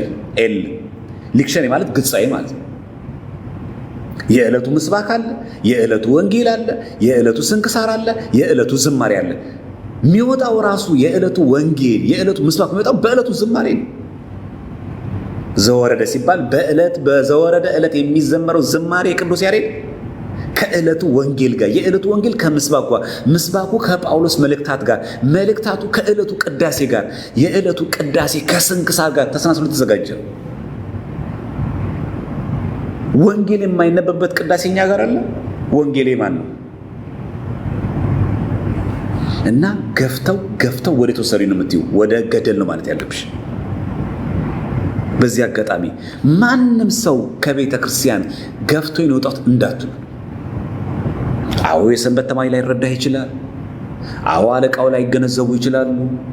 አዎ አንዳንድ ሰዎች ሊተናኮሉ ይችላሉ። አዎ በኦርቶዶክሳዊ ተዋህዶ እምነት ግን ትክክለኛ ሰው እስከሆንክ ድረስ ባለበት ግን ጽና። ይሄ ማለት ግን የፈለግከውን ነገር ትዝ ያለን ነገር እያንቦራጨክ የፈለግከውን ነገር እየጻፍክ የፈለግከውን ነገር ላይፍ ገብተህ እንደፈለክ እየበጣጠስክ መብት ነው እያልን አይደለም። የኦርቶዶክሳዊ ተዋህዶ ቤተክርስቲያናችን የነገር ክርስቶስ ትምህርቷን ክርስቶሎጂ ትምህርቷን ጠብቀ በሚገባ እንደው ድንገት ስትጠየቅ ደግሞ ረጋ ብለህ በትህትና ማስረዳት። ከአንተ የተሻሉ ሊቃውን ሲያስረዱ ደግሞ እሺ ይቅርታ እኔ እንዲህ ለማለት ፈልጌ ነው አስተካክል ማለት አለቀ። እንዴት ሰው ክርስቶስ ራስ ከሆነላት ቤተክርስቲያን ወጥቶ እንዴት ወደ ፍቅር አዳራሽ እንዴት ይገባል? እና እባካችሁን ብፁዓን አባቶቻችን ሊቃነ ጳጳሳት ባለፈው በብፁዕ አቡነ ገብርኤል አይተናል። ሌሎቹ ሊቃነ ጳጳሳት አይተናል። መድረክ ትንሽ ነሸጥ ሲያደርግ ወጥ ያሉ ንግግሮች እባካችሁ ጥንቃቄ ያደርጉ። በቃ ብፁዕ አቡነ ኤርምያስ ለማየት ከፈለጉ ይኸው አጠገቦት አለ ሊቃውንት ጉባኤ የ1996ቱን እንዳያስቷችሁ ተጠንቀቁ የሚለውን መጽሐፍ ገጽ 24 ተመልከቱ አለ። ምናልባት ብፁዕነቱ በእርሶ ሀገረ ስብከት በብፁዕ አቡነ ኤርምያስ ሀገረ ስብከት ያልታረመው መጽሐፍ እዚህ ቅም ተሰራጭቶ ከሆነ እንደው በዛ እንረዳዎትና ከሆነ ልጆቼ ይሄ ያልታረመው ነው። የታረመው መጽሐፈ ዚቅ ይሄውና የሊቃውንት ጉባኤ የዛሬ 22 ዓመት በዚህ መንገድ አርሞታል። እኛ መርቆሬዎስ የተሰቀለው ለዓለም የሞተ ብለን አናምንም ብሎ መናገር ምን ችግር አለ? የተመለሰ መልስ ነው። መዋቅራዊ በሆነ መንገድ ነው። የመረጃው ጋብ ካለ ማለት ነው። ምናልባት እርሶ በቅንነት ተናግረው ሊሆን ይችላል። ሌላ ጊዜ ግን እንደዚህ አይነት ነገሮች በጣም አደገኛ ይሆናሉ። ሲሆን ማረም ነው፣ ምንም ችግር የለም። ደግሞስ እንደው የሊቃውንት ጉባኤ አንስቶትስ ባይሆን ኖሮ ምን ችግር አለ? ቤታችሁ አይደለ ሊቃውንት ጉባኤ? ቤታችሁ አይደለም ቅዱስ ሲኖዶስ? ሰብሰብ ብላችሁ እኮ ብፁዓን ሊቃነ ጳጳሳት እንደዚህ አይነት ሕጸጽ ኑፋቄ ያለባቸው ስርዋጽ የገቡ ገድለ ድርሳናት ለምን እንደው አይታረም ብሎ እኮ በቅዱስ ሲኖዶስ ማንሳት አይቻልም? ለእኛ ከመንገድ ሚዲያ ላይ ከመውጣት እኛንን እናንተ ናችሁ የቅዱስ ሲኖዶስ አባላት፣ እኛንን እናንተ ናችሁ የምትቀርቡት ለሊቃውንት ጉባኤ። ማን ይቀርባል? ሌላውን አይነት የዝውውር የሹመት የገንዘብ የደሞዝ ምናምን ነገር ከማንሳት ይሄ ሃይማኖታዊ ጉዳይ ቀርብ። ቤተክርስቲያን ወጥነት ባለው መንገድ በትንሣኤ ዘጉባኤ ማተሚያ ድርጅት መጽሐፍቶች ታትም፣ በህትመትም ይሁን ኢንቴንሽናሊ ሆን ብለውም ይሁን በስሩ አጽ የገቡ መጽሐፍቶች በዚህ መንገድ ይታረሙ፣ የሊቃውንት ጉባኤ ከምንም በላይ ስራ ይስራ ብሎ ሰብሰብ ብላችሁ እኮ ብፁዓን ሊቃነ ጳጳሳት ጥያቄ ብታቀርቡ በቋሚ ሲኖዶስ ለቋሚ ሲኖዶስ ቢቀርብ ከዛ ደግሞ ለምልዓተ ጉባኤ ቢቀርብ ማወቅ ትችላላችሁ። እናንተ ከሆናችሁ ከኛ የበለጠ ቅርብ።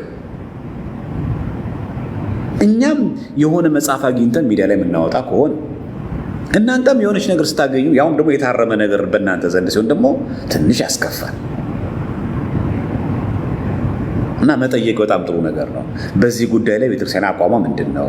በግለሰብ ደረጃ እኮ ተመልሶ ቢሆን ኖሮ ተቋማዊ አይደለም ይባላል እንዴ። በነገራችን ላይ የሊቃውንት ጉባኤ እኮ ተጠሪነቱ ለጠቅላይ ቤተ ክህነት እኮ አይደለም። የሊቃውንት ጉባኤ እኮ ተጠሪነቱ እኮ ለቅዱስ ሲኖዶስ ነው።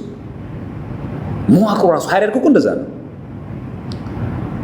ጠቅላይ ቤተ ክህነት በጀት፣ ደሞዝ፣ ዝውውር በተመለከተ ጠቅላይ ቤተ ክህነት ለሊቃውንት ጉባኤ እንደዛ ይመራል እንጂ ጠቅላይ ቤተ ክህነት የሊቃውንት ጉባኤ ሰብሳቢ አይደለም።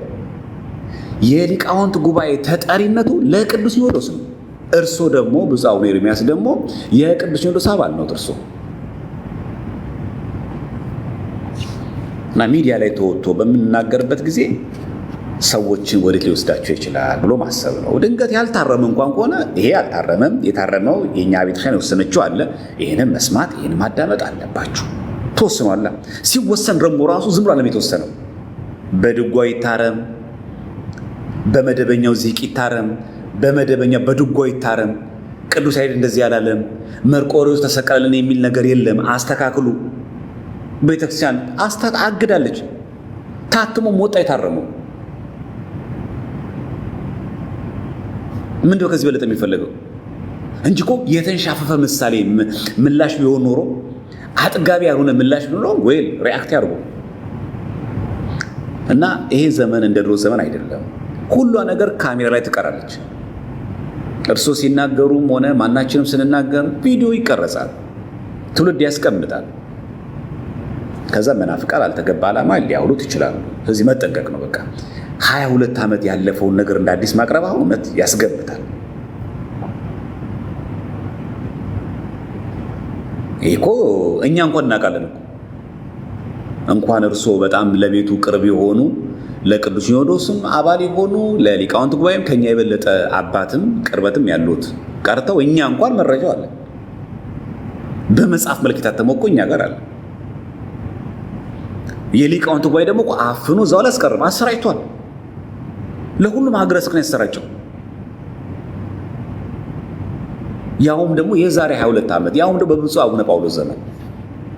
ጥያቄውም ያረጀ ነው፣ መልሱም ከቆየ በጣም የሰነበተ ነው እና ድንገት እንኳን መናፍቃን አንስተውት ከሆነ በእርሱ ሀገረ ስብከት ምናልባት ደግሞ ሌሎቹ እያወናበዱ መናፍቃን እያተላሏቸው ከሆነ አማናዊውን መግለጥ ቀላሉ መንገድ ያ ነው። ስለዚህ በዚህ በእኛ ውስጥ ያለን ሰዎች አንዳንድ ጊዜ ርዕስ ለመሆን ባንጣጣር በጣም ቆንጆ ነው። ጥንቃቄ በጣም እናድርግ። ብፁዓን አባቶቻችን እናንተ ሰው ስለሚወዳችሁ እናንተ ከአቅም በላይ አልፋችሁ ስትሄዱ ብፁዓን ኤርምያስ ሲሰደቡ ማየት አንፈልግም። እኛ የመረጃ ጋፕ አላቸው ብሎ ማንም ሰው እንዲያብጠለጥል አንፈቅድም። ማንም ሰው እኛ ከአባቶቻችን በታች እንጂ በላይ አይደለም። ቢሆንም ግን በእኛ ቤተክርስቲያን ቅዱስ ካቶሊኩም ሆኑ ጳጳሳት የማይሳሳቱ ብፁዓን አይደሉም። ሰው ናቸው፣ ብፁዓን አባቶቻችን ናቸው። ሊስቱ ግን ይችላሉ። ኢንፋሊብል የተባለ አባት የለንም። ኢንፋሊብል የሆነ ሲኖዶስ የለንም። የማትሳሳተው ቤተክርስቲያን ብቻ ናት እንጂ ብፁዓን አባቶች ያስፈልጉናል ብንልም የማይሳሳት የሆነ ንስሐ አባት የማይሳሳት የሚባል ጳጳስም ፓትርያርክም የለንም እኛ። ስለዚህ መድረክ ላይ ስንወጣ በተለይ ሃይማኖታዊ ጉዳዮች ስናነሳ በጣም ጥንቃቄ በተሞላበት መንገድ መናገር አስፈላጊ ነው። እርሱ ሀገረ ስብከት የተከሰተውን እኛ ስለማናቅ ከምን አንጻር እንደተናገረው ኢንቴንሽኑን አናቅ። ቢሆንም ግን የተመለሰ ምላሽ መሆኑን ግን መግለጥ ነበረበት። ከምንም አንጻር ይሁን መናፍቃን ተነስተውም ከሆነ ተሐድሶች ተነስተውም ከሆነ እዛ ውስጥ ለውስጥ የሚርመሰመስ መናፍቅ ካለ አማናዊ ነገር መግለጥ። ቤተክርስቲያን እንደዚህ አታምንም እንዲህ በሊቃውንቱ ጋር ተመልሷል ለማለት ነው እንጂ ልክ እርሶ ትላንትና ሲያነሱት ገና ቤተክርስቲያን የምትሰራው የቤት ስራ አይደለም እኮ ተመልሶ እኮ አልቋላ። ስለዚህ አሁን እኛ ጾሙን ስንጾም እንደዚህ አይነት ጉዳዮችን ስናይ የቤተክርስቲያንን ድምፅ በበላይነት መስማት፣ ፈተና ሲገጥመን ደግሞ ወደ ቤተክርስቲያን መቅረብ በጣም ተገቢ እንጂ እንዲህ በሆነ ባልሆነ ነገር መስተካከል አይገባም። የዘርፌን ግን እንወቅባት። በቃ አጀንዳ መቀየር ነው የተፈለገችው። ሐሳብ መቀየር ነው የተፈለገችው። የዘንድሮ የስሞና አጀንዳ መቀየር ነው የተፈለገው። ከዛ ኳሷን ወደ ኦርቶዶክሶች ለማዞር ከዛ እኛ ስንንጫጫ ስንጮ ምናምን ጊዜ መግደል። በቃ የፈለጉት ይሄን ነው። ለምን እድል እንስጣቸዋለን? እኛ እድል አንስጣቸዋ። በቃ ለምን እንስጣቸዋለን? ሆይኖት ለምን እኛ ዘማሪ አተን ነው? እኛ እኮ ተመለሽን ብለን እንኳን አልተጨነቅንም። የምንጨነቀው ለነፍስሽ ነው። እና ዘርፌ ይሄ መልእክት የሚደርስሽ ከሆነ ቤቱ የአባታችን ቤት ነው። ቤቱ የእግዚአብሔር ቤት ነው። እድፍና ነውር የሌለበት ቤት ነው። ንጹህ ቤት ነው። ከእግዚአብሔር ውጭ የምናመልከው ነገር የለንም። የምናመልከው ቅድስት ሥላሴን ነው። እባክሽን የአዞን እንባ ከማንባት ይሄንን እንባ በእውነተኛ ንስሐ ሆነሽ አንቢ። አንድ ሰው ቢሆን በአንቺ ምክንያት ለምን ቅር ይበጥሳል? አንድ ሰው ቢሆን በእርግጥ በእኛ መዘምራን ላይ ቤተክርስቲያናችን ያልተሰራ ብዙ የቤት ስራ ሳሉ እንዳለ ሁላችን እናውቃለን። ዛሬ ድምፅ ይኖረው እንጂ ዛሬ ግጥም ይቻል እንጂ የሚስረቀረቅ ድምፅ ይኖረው እንጂ በቃ አለቀ። የቀሚስ አይነት እየቀያየረ ስካርፍ እያደረገ መስቀል እያደረገ ይዘምራል። እኛ ጋር ችግር የለም፣ የምታውቁት ነው። ይሄ የአደባባይ ሚስጥር ነው። ምን መስፈርት አለ አሁን እኛ ጋር? ምንም። የሚዘምረው መዝሙር አያውቀው ሀቢባል አይልም። በነገራችን ላይ አብዛኛው እናሰግድ ነው የገቡትን ብታዩ፣ ወደ ተሐድሶች የገቡ ሰዎች ብትመለከቷቸው፣ ወደ መንፍቃ አብዛኞቹ የሚገቡ ዘማሪያን ናቸው። ሁሉም አላልኩም፣ አብዛኞቹ ማለት። ኮዙ ምንድነው ካለን ይሄው ነው በቃ።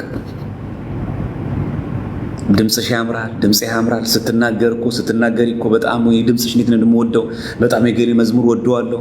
ከዛ እነሱ ስብከት ላይ የሉ፣ ትምህርት አይማሩ። በጣም ጥቂት መዘምራን ናቸው ቴዎሎጂ ገብቶ ይወጡ ደግሞ አሉ። በጣም ጎበዝ ዘማሪያን መዘምራን ናቸው። እስከ ማስተርስ ቴዎሎጂ የተማሩ ሰዎች ደግሞ አሉ፣ በጣም የሚደንቁ። እኔ ገርመኛል በጣም በእውነት ማስተርስ ድረስ ይማራሉ። ግን እኮ ዘማሪ ነው። እንዲህ ይሁኑ ደግሞ ተአማንያን ደግሞ አሉ፣ ተጨፍልቀው በአንድ ቅርጫት ውስጥ የሚገቡ አይደለም። ግን አብዛኞቹ የምታውቁት ነው። ይሄ በቃ እባካችሁን በሚስረቀረቅ ድምፅ የሚስረቀረቁ ህፃናትን እባካችሁን አትንጠቁም። ምናልባት ያንቺን ዜማ ያንተን መዝሙር ሰምቶ ሚድን ሰው ይኖራል። አሁን በስም መግለጽ የማያስፈልገን ብዙ ሰዎች በነገራችን ላይ አሁን ያሉት ዘማሪ አብዛኛው ተነጥቀው የወጡ ናቸው። ለሞራላችሁ ስል ስማቸው አናነሳም እንጂ በቃ አብዛኞቹ ማለት አሁን እንኳን እኛ ጋር እየበግብቶ እያገለገለ አብዛኛው ዳር ብሎ አፋፍ ብሎ ሊጠፋ የነበረ እኮ በጣት የሚቆጠር ዘማሪ ነበር እኮ የቀረን እኮ። በተሐድሶ ማዕበል እኮ ያልጠፋ እኮ አልነበረም። ሁሉም አዝማሚያውን ሲያየው እየተመለሰ አመጣ። አብዛኛው አሁን በስም ገሌ ብላችሁ እንደ ገሌን ገብቶ ነበር የምትሉ ማለት አንዳንዱ አረ በማርያም አረ በስንት ሰባኪ ትምህርትና ስብከት የተመለሰ። ችግሩ ምንድነው? ዕውቀት። ችግሩ ምንድነው? የሚዘምሩላትን ቤተክርስቲያን ምንነት አስተምሮ ጠንቅቆ አለመረዳት፣ አለማወቅ። ዝማሬ ሲደርስ ጥሩኝ ብሎ እነሱ ከኋላ ናቸው። ዝማሬ እስከሚሰበክ ብሎ እነሳቸው ከኋላ ስልክ ላይ ናቸው። ማስታወሻ ይዘው ነገር ሃይማኖት ትምህርት አይከተሉም፣ አይማሩ። ግን አሁን በጣም ጥቂቶች ነው ያሉት። እና ዘርፌ ምናልባት ራስሽን እንደ መንፈሳዊ ትምህርት አዋቂና የነገር ሃይማኖት ተጠያቂ አድርገሽ አስበሽው ከሆነ ገና ነሽ። አንቺ ለማጥላላት አለም የምናገረው፣ አንቺ ለማንቋሸሽ አይደለም። እኔ ራሱ ገና ነኝ። አንቺ እኔ ካንቺ ተሽዬ አይደለም። ገና የኦርቶዶክስ ተዋሕዶ ቤተክርስቲያን ትምህርትን ለማወቅ ለመገንዘብ እኔም ሁላችን ይችላል። ገና ነን። ገና አልተረዳናትም። ገና በጣም ብዙ ነገር ነው የሚቀረን። ገና ስትገለጥ አዲስ ናት የኛ ቤተክርስቲያን። ማልዳ አዲስ ነው ይልቃሉ። ሁሉ ጊዜ አምላክ እግዚአብሔር ቃል ሁሉ ጊዜ አዲስ ነው። አብይ ጾም በየዓመቱ እንጾማለን። ዘንድሮም አዲስ ነው። ዘንድሮም ይናፈቃል። ዘንድሮ በጉጉት እንጠብቀዋለን። ዘንድሮም አዲስ ነው። ቃል እግዚአብሔር ነው እና የእግዚአብሔር ቃል ሁሉ ጊዜ አዲስ ነው እና ቤቱ የእግዚአብሔር ቤት ስለሆነ ሌላ ሰበብ ምክንያቱም ትተን ወደ ቤት መመለስ። ምናልባት ዘርፌ ያልተመለሰልሽ ጥያቄ ካለ ይሄው እኛ ወንድሞችሽ አለን። ቲክቶክ የማይመች ከሆነ በግል ማውራት ይቻላል። እናንተም አትመጥኑኝ የምትይ ከሆነ እንደ ወንድምሽ እንደ ትዝታው ችግር የለም። የሚመጡ ሊቃውንቶች አሉ። ጥያቄዎች የመልሱልኝ የምትይ ከሆነ ምንም ችግር የለም። በጣም አማራጩ ሰፊ ነው። ከአንቺ ጋር በእድሜ አቻ የሆኑ አንደበተ ርቱዕ የሆኑ መምህራን አሉ። እግዚአብሔር ይመስገን። በጣም በቂ ጨቅ ለዛም አለ። በቂ ነው። የመጽሐፉን በመጽሐፍ የአፉን በአፍ የሚመልሱ አሉ። ጉዳዩ የትምህርት ሃይማኖት የእውቀት ጋፕ ከሆነ ማለት ምናልባት ፖለቲካ ለመስራት ከሆነ በፖለቲካውም ሴራ የኢትዮጵያ ኦርቶዶክስ ቤተክርስቲያን እንድትዳከም መዋቅራዊ የሆነ የመንግስትን ሰንሰለት ይዘሽ መተሽ ከሆነ ግን ለዛ ቦታ የለንም። በዚህ መንገድ ለማጥቃት አስበሽ ከሆነ ማለት ምናልባት ያው እንደምታውቂው ቤተክርስቲያን ለማጥቃት የተለያየ ፖለቲካ መንገድ ተከትሎ መንግስትን ተገን አድርጎ ኦርቶዶክስ ተዋሕዶ ቤተክርስቲያንን በጋራ ተሰባስቦ ለማጥቃት ከሆነ የከሰረ ፖለቲካ ነው። በዛ ላይ ደግሞ የኢትዮጵያ ኦርቶዶክስ ተዋሕዶ ቤተክርስቲያንን ካለማወቅ የሚመነጭ ነው። ቤተክርስቲያን እንደዚህ ልትሆን አትችልም። በቃ ፖለቲካና ሃይማኖት መለየት አለብን። ጉዳይሽ ኢየሱስ ክርስቶስን በመጥራት ከሆነ ዛሬም ስሙ ይጠራል፣ ዛሬም ስሙ ይሰበካል። ይሄው አብይ ጾም 55ቱንም ቀን ቅዳሴ ቀድሰን 55 ቀን የምንበላው የዚህን ኢየሱስ የተባለው የክርስቶስ ሥጋና ደም ነው። የማንም ፍጡር አይደለም። የማንም ሰማዕት አይደለም። የማንም ጻድቅ አይደለም። ከ55ቱ አንድ ቀን አልሰጠንም። ግማሽ ቀን የገሌ ጻድቅ ሰማዕትን ሥጋው ደግሞ እንቅበል አላለም።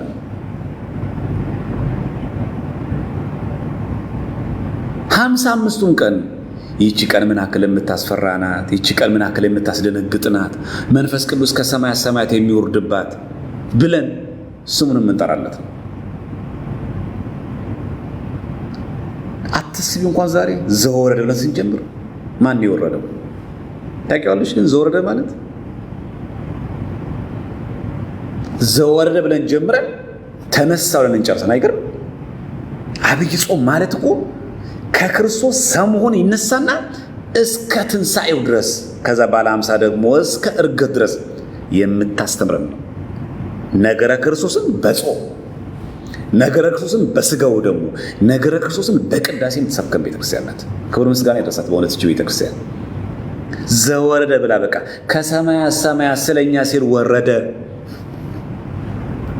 ከቅድስት ድንግል ማርያም ከስጋዋ ስጋ ከነፍሷ ነፍስ ነሳ ብለን ሰው ከመሆኑ ተነስተን ያደረጋቸውን ገቢረ ተአምራት በቅድስት ተገኝቶ ማስተማሩን፣ ስለ ቅድስት ሰንበት፣ ስለ ቅድስት ቤተክርስቲያን መስበኩን፣ ስለ ምኩራብ፣ ስለ ድውይ የነበርነውን እኛ ስለ መጻት መፈወሱን፣ ከዛም ደግሞ ስለ ደብረ ዘይት ዳግም ምጽአቱ አስበን፣ ስለ ጥምቀት ስለ ኒቆዲሞስም አንስተን፣ ስለ መልካም ፍሬ ማፍራት ስለ ገብርኤል አንስተን፣ በአህያ ላይ ተጭኖ ወደ ቤተልሔም ወደ ኢየሩሳሌም መግባቱን ሆሳዕና ብለን ከዛ እኮ ነው ስቅለት ብለን ትንሣኤ የምናከብረው። ይሄ ሁሉ ማን ነው? አንቺ የሁላችን ጌታ እኮ ኢየሱስ ክርስቶስ ነው።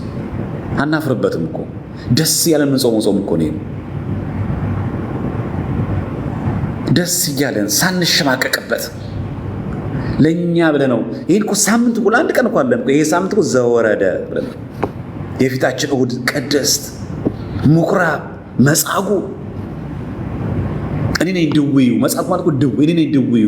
እኔ ልትፈውስ ነው የመጣኸው፣ እኔ ልታድን ነው የመጣኸው። አልጋዬን ተሸክም እንዴት ፍቀድልኝ ለእኔ። ዛሬም በኃጢአት በበሽታ በተለያየ ክፉ ነገር በርኩሰት የወደኩኝ ድውይ እኔ ነኝ። እኔ ፈውሰኛል ነው የምንጾመው። ደብረ ዘይት ስንል ምጽአቱ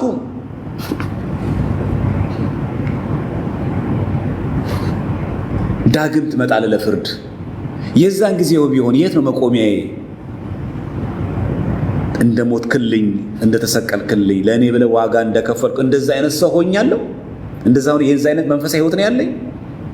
በስጋው ደግሞ በንስሐ የታጀበ የተሰናሰለ መንፈሳዊ ሕይወት አለኝ። አንደበቴ የተገራ ነው። መንፈሳዊ ፍሬ አፍርቻለሁ። የመንፈስ ፍሬዎች እኔ ዘንድ አሉ። በቀኝ ስታቆመኝ በግራ ነው። የት ነው የምታቆመኝ? እነዛ 6ቱን ቃላተ ወንጌል ፈጽሜያለሁ። ይሄ እኮ ያለው እኛ ቤት ነው። የለም እኮ እዛ አዳራሽ።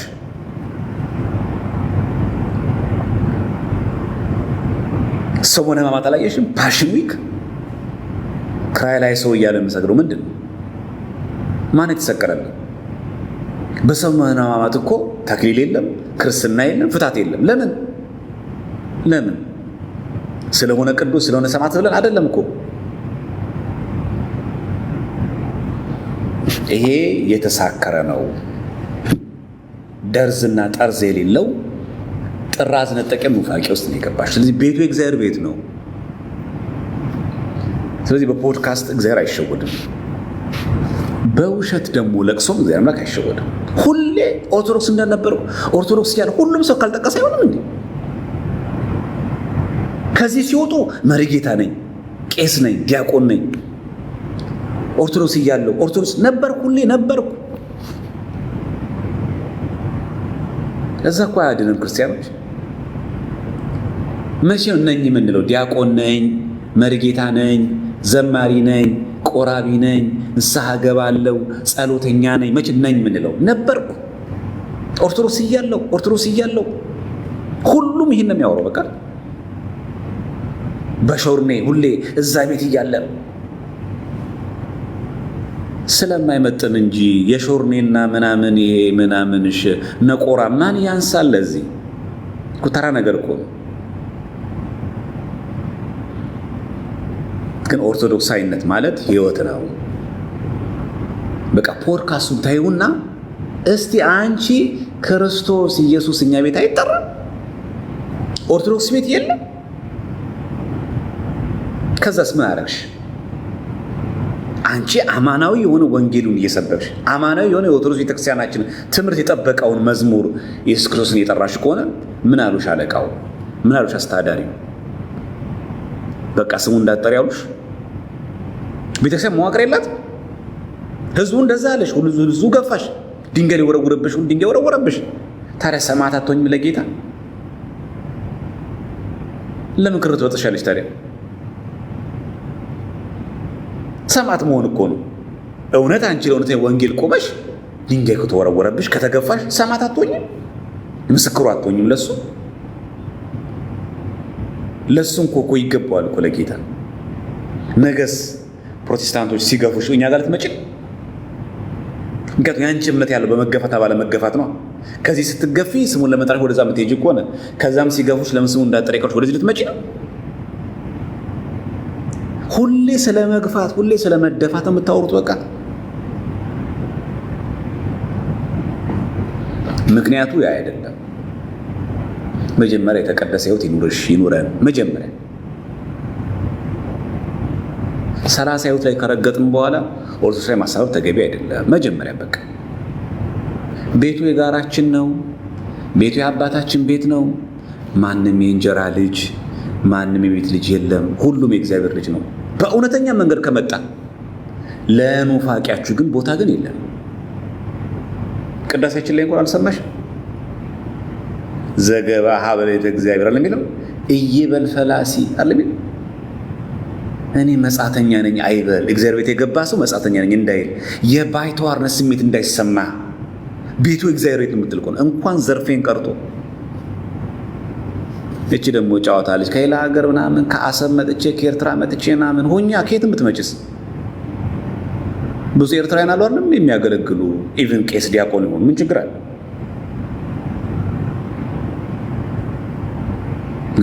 እዚህ እኮ እኛ ቅድስት ሥላሴ መንፈሳዊ ኮሌጅ እኮ የሚያስተምሩ እኮ ከህንድ የመጡ እኮ አባት አሉ። እንኳን ትላንትና የተገነጠለች ኤርትራ ቀርቶ ምን ችግር አለው? ከአሰብም ነኝ፣ ከምጽዋም ነኝ፣ ከአስመራም ነኝ፣ ከየትም ነኝ። ምን የሚከለክል ነገር አለ? ወይስ እነዛም ኤርትራውያንም ጭምር ተሐድሶች እንዲሆኑ እየሳብሽ ነው? ነቆራ መሆኑ ነው በዚህ ቤት።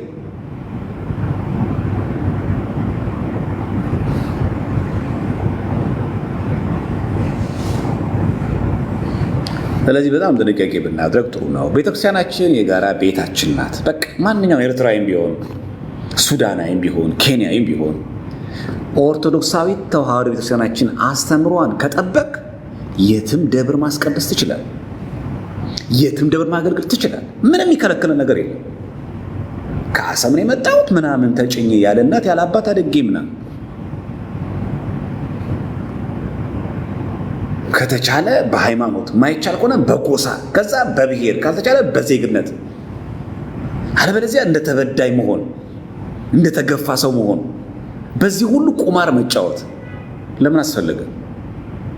እኛ ቤተክርስቲያን እኮ እይበል ፈላሲ እኮ ነው የምትለው። ቅዳሴ ሁሌ ቅዳሴ በተቀደሰ ቁጥር ይሄ እኮ ይባላል።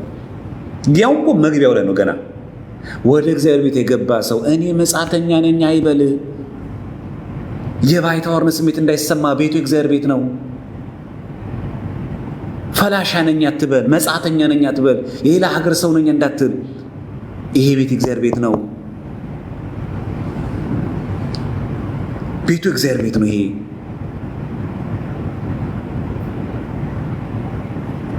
አሁን በኤርትራ ለሚንቀሳቀሱ በውጭ ሀገር ለሚንቀሳቀሱ የተሐድሶ መናፍቃን በር ለመክፈት ነው አሁን እቺ ንግግር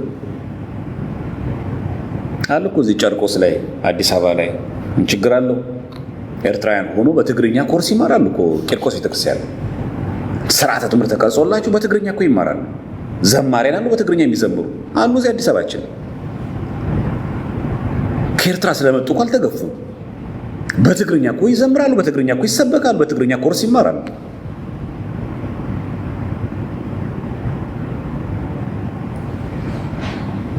እቺ ሸፍጥ እቺ ኑፋቄ ከጀርባ ሌላ ነገር ስላላት ነው።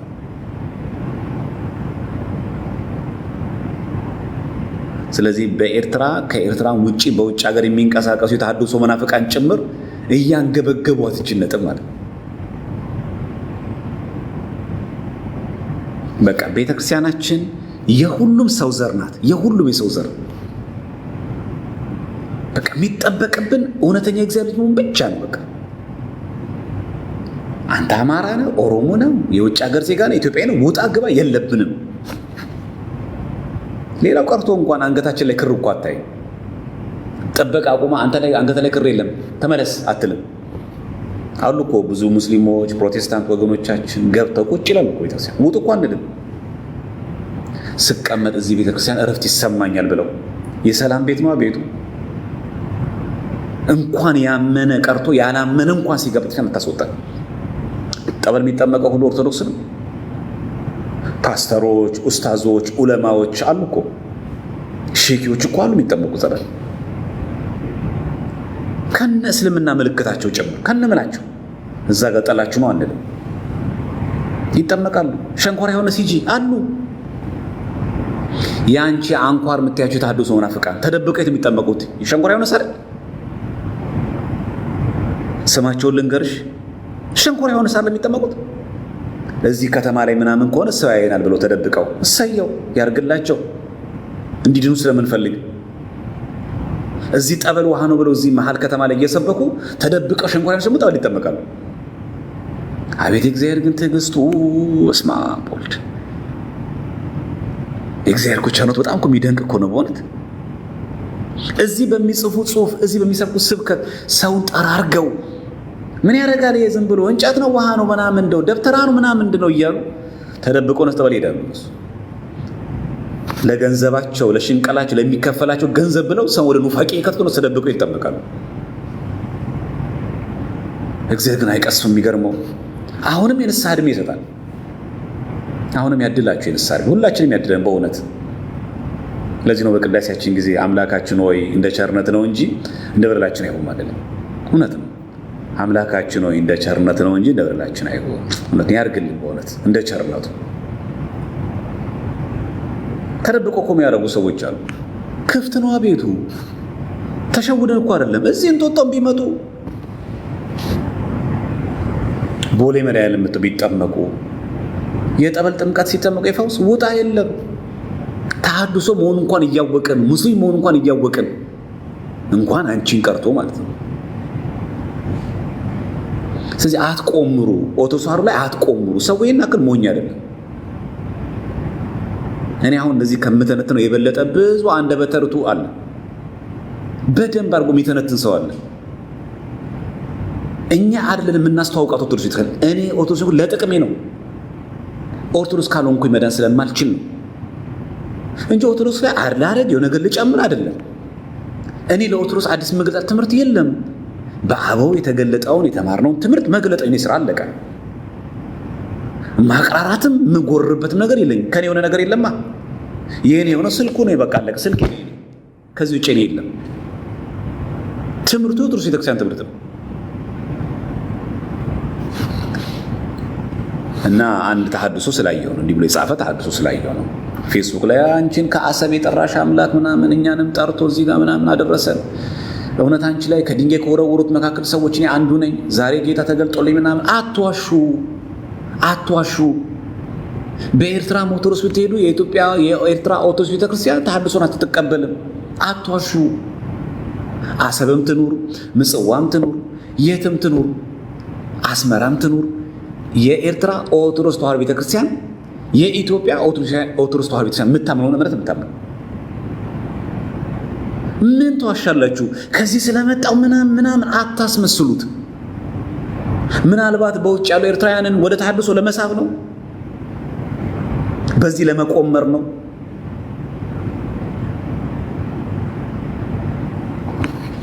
ምን አመጣው? አንቺ የትም ተወለጅኛ ምን አገባን ስለ አንቺ መወለድኛ? እኛ እኮ ስትዘምሪ እኮ ስታገለጊ እኛ የምናየው መዝሙሩን ስንኙን ኦርቶዶክሳዊ መሆንሽን እንጂ ከዛ ውጭ እኛ ምን አገባን?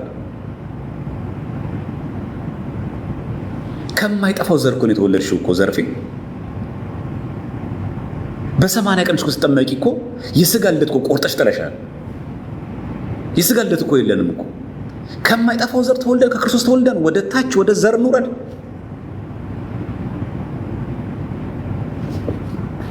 እና ከዚህ መጣው ከዚህ መጣ አያስፈልግም። በቃ የተወለድነው ከማይጠፋው ዘር ከክርስቶስ ነው። በቃ አለቀ። ሁላችን ዘራችን ምንድን ነው? ክርስቲያን። ሀገራችን የት ነው? በሰማይ። ዜግነታችንስ ክርስቶሳዊ። አለቀ። መብላችንስ ስጋው ደሙ። የአማራ የኦሮሞ የትግሬ የሚባል ባህላዊ ምግብ አይደለም። ምግባችን ሰማይ። ማን ነው እሱ? ስጋው ደሙ። ሀገራችንስ በሰማይ። ዜግነታችን ተቀየረ፣ ሰማያዊ ነው። ሀገራችንም ቦታው በሰማይ ነው። አሜሪካ አይደለችም። ልክ ስጋው ደሙን ተቀብለን ንስሐ ገብተን ስጋው ደሙን እየተቀበል ስንኖር የመንግስት ሰማያት ቪዛ ተመታን ተያዘልን ማለት ነው። ተመታ ቪዛችን። አሁን የመንግስቱ ዜጎች ሆኑ፣ ልጅነት ስልጣን አለን።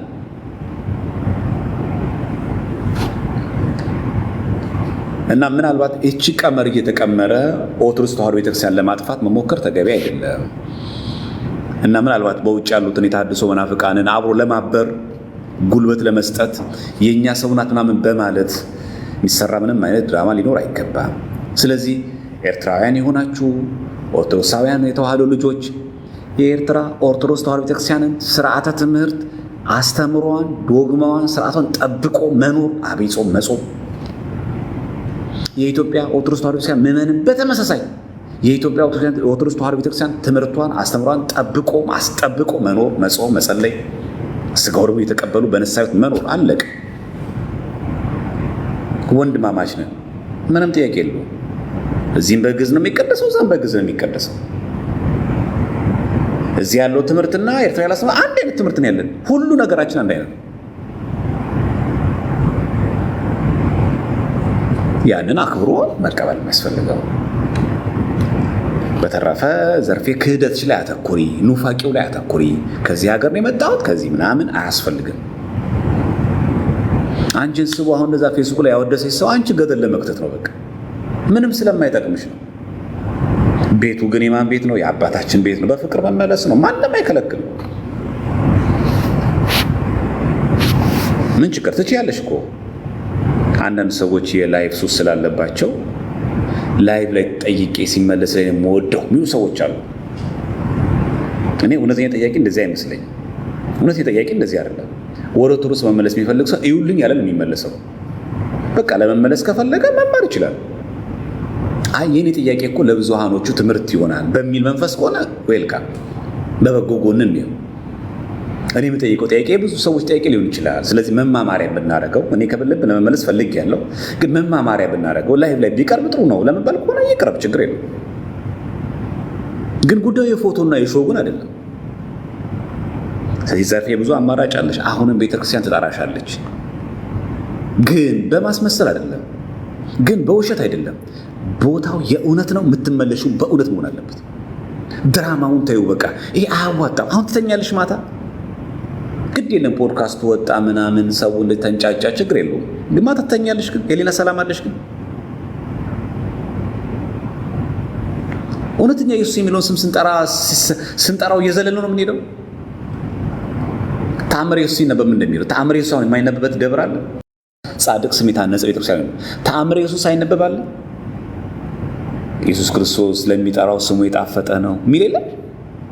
ያውም በዜማ እሱን ዘለል ነው ወይስ እንደዚህ የሚያዘመውን ቄስና ዲያቆን እየገፈተር ነው ያወጣ ነው?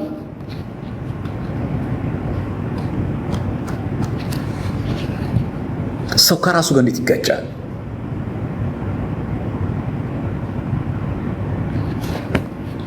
እና በጣም ይገርም። አሁን ነገ ማክሰኞ የሚባል ጉረኛችን ጠባቂያችን አንተ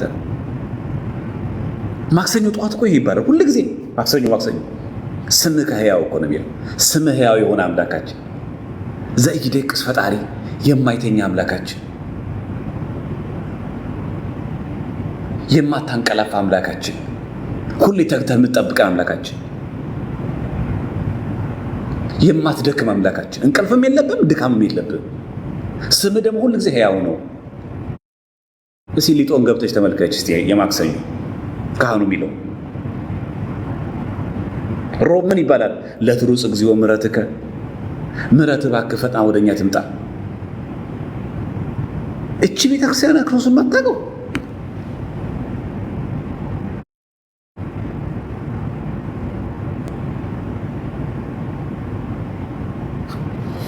በጣም የሚያሳፍረው በእውነት ለትሩጽ እግዚኦ ምሕረትከ እኮ ነው የሚለው።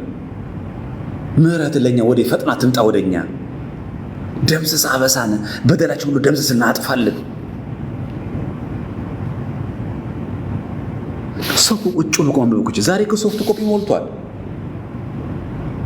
ሰው ጎጉል ላይ ቁጭ ብሎ አይጸድቅም። ሰው በዩቲዩብ እኮ መጽደቅ ይችላል። እስቲ ልረዳት፣ እስቲ እነሱ እንደው እየዋሹኝ ነው፣ በአራዳ ቋንቋ እየሰከሱኝ ነው ብለሽ አስቢና እስቲ ገብተሽ እስቲ እንደው አንብቢ እስቲ። እኛ ዝም ብለን እንደው እየሞላንሽ ከሆነ ማለት ነው ሐሰት ከሆነ የምናወራው ነገር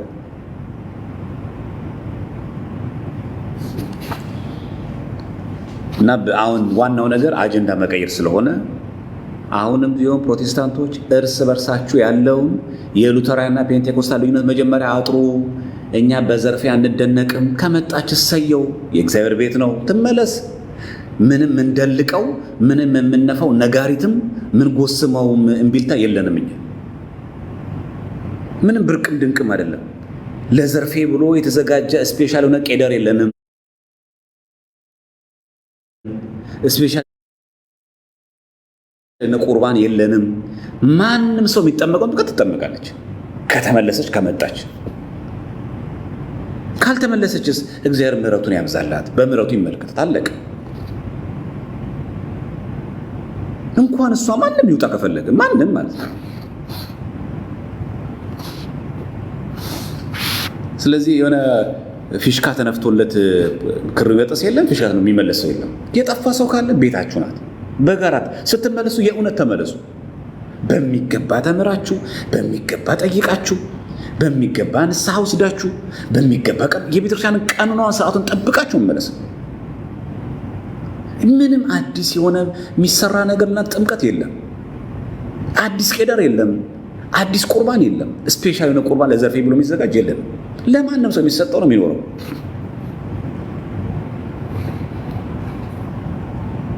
ስለዚህ ኢየሱስ ስለጠራው እንዲሆንኩኝ ተብሎ ምናልባት ፕሮቴስታንቶችን ልባቸውን ለማጮህ የዋን ፕሮቴስታንት ሆድ ለማንቦቅቦቅ ሆድ ለማባባት ተፈልጎ ከሆነ የከሰረ ፖለቲካ ነው።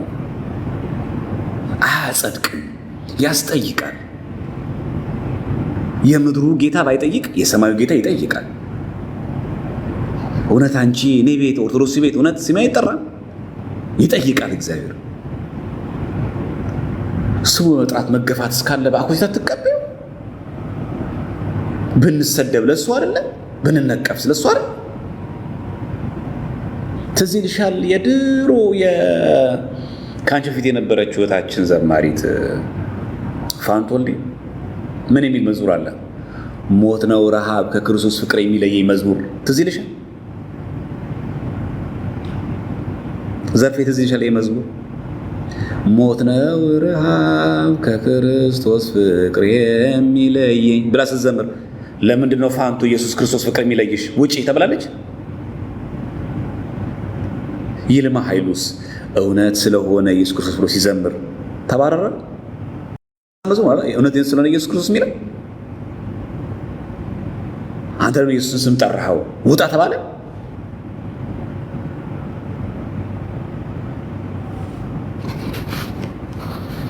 ቸሩ ሆይ ናና፣ ቸሩ ሆይ መድኃኒዓለም ናና ስንል ለምን ጠራኸው ተባለ? አማኑኤል የለም የሚሳነው ብላ ሲስተር ስትዘምር ውጭ ተባለች?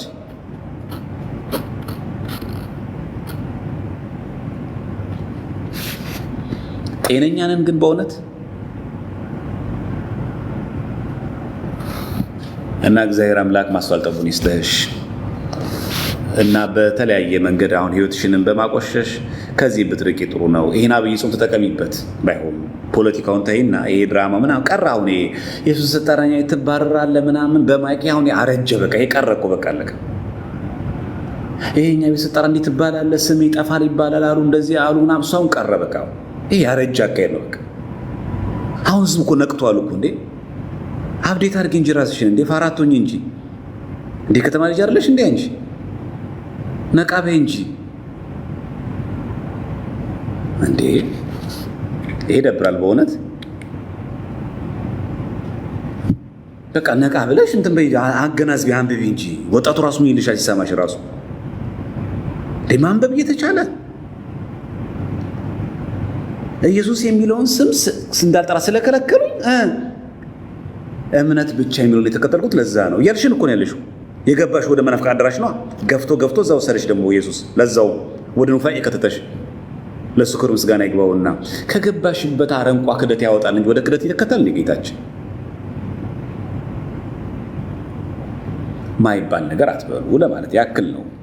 እግዚአብሔር ከፈቀደ ጤና ከሰጠን ነገ ከቅዳሴ መልስ አንድ ትምህርት ኦርቶዶክሳዊ ትምህርት የሚያሰኘው ምን ሲያሟላ የሚለውን እንመለከታለን። አንድ ትምህርት በቤተክርስቲያናችን ብዙ ጊዜ አሁን ጭቅጭቅ ነው የሚነሳበት። ኦርቶዶክሳዊ ትምህርት ለመሆኑ መመዘኛው ምንድን ነው? የኛ የኦርቶዶክስ ቤተክርስቲያን ትምህርት ለመሆኑ መመዘኛዎቹ ምንድን ናቸው? እግዚአብሔር ፍቅር ቢፈቅድ ያን እንመለከታለን። ዛሬ ግን ብዙዎቹ በማህበራዊ ሚዲያ ስለሷ በጣም እየተቆጡ ሲናገሩ ርዕስ ለመሆን ያችን ርዕስ ከቨር ለማድረግ ሲሞክሩ እኛም አብረን የዱላቸው እንትን መሳር ተጠቃሚ አንሆን። በቃ ስለሚፈልጉት አታወሩት። በቃ አለቀ። እነሱ የሚፈልጉት ይሄንን አጀንዳ እንድንይዘው ነው የሚፈልጉት። ከዛ በፕሮቴስታንት ዲኖሚኔሽን መካከል ልዩነት እንዳናነሳው ተከራነው እንዲቀር ሰው እንዳይነቃ ማስቻል። ታዲያ ለኛ ለነሱ ጎል መግባት አለበት። በቃ ከመጣች ከቆረቆራት ትመለስ። ምን ችግር? መድኃኒዓለም ደጅ ዳ ታለቅስ ፖድካስት ፊት ለፊት ከማልቀስ እሱ እኮ ይሰማል። በእርግጠኝነት ደግሞ ውስጣዊ ሰላም የለሽም። ታውቂዋለሽ ዘርፌ ውስጥሽንም በደንብ አድርገሽ። እውነተኛው ቤት ማን እንደሆነ ውስጥሽን በደንብ ያውቀዋል። የጊዜው ክብር፣ የጊዜው ዝና፣ የጊዜው መደነቅ የሚጠቅም ይመስላል፣ ግን በኋላ ባዶ ነው የሚቀረው። ማንም አጠገብ አይቆምም። እና ይሄንን ልታቂ ይገባል ለማለት ያክል ነው። ምዕመናን ኦርቶዶክሳውያን በዚህ ልክ ራሳችን እንድንገነዘብ እንጂ ግራ መጋባት ሊኖርብን አይገባም ለማለት ያክል ነው። በጣም ብዙ ያስኳቸው አይደል? ዘጋግቼ ምናምን ነገር አፈንኳቸው አይደል?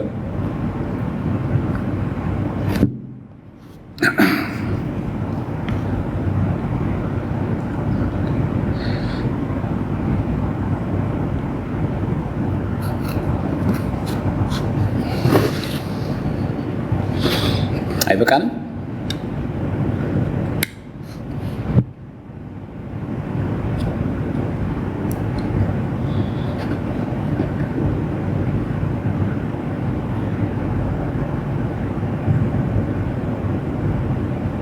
አዎ፣ አንዳንድ ሰዎች እንደዚህ የሚፈልጉ ሰዎች ስላሉ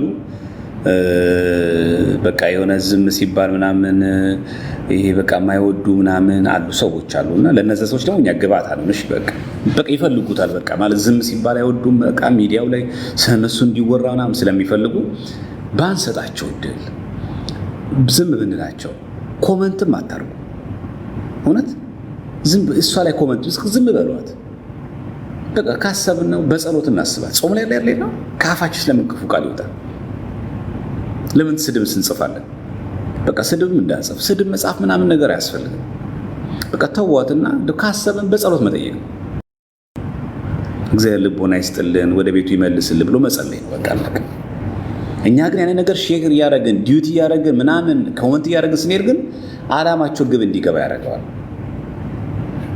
ስለዚህ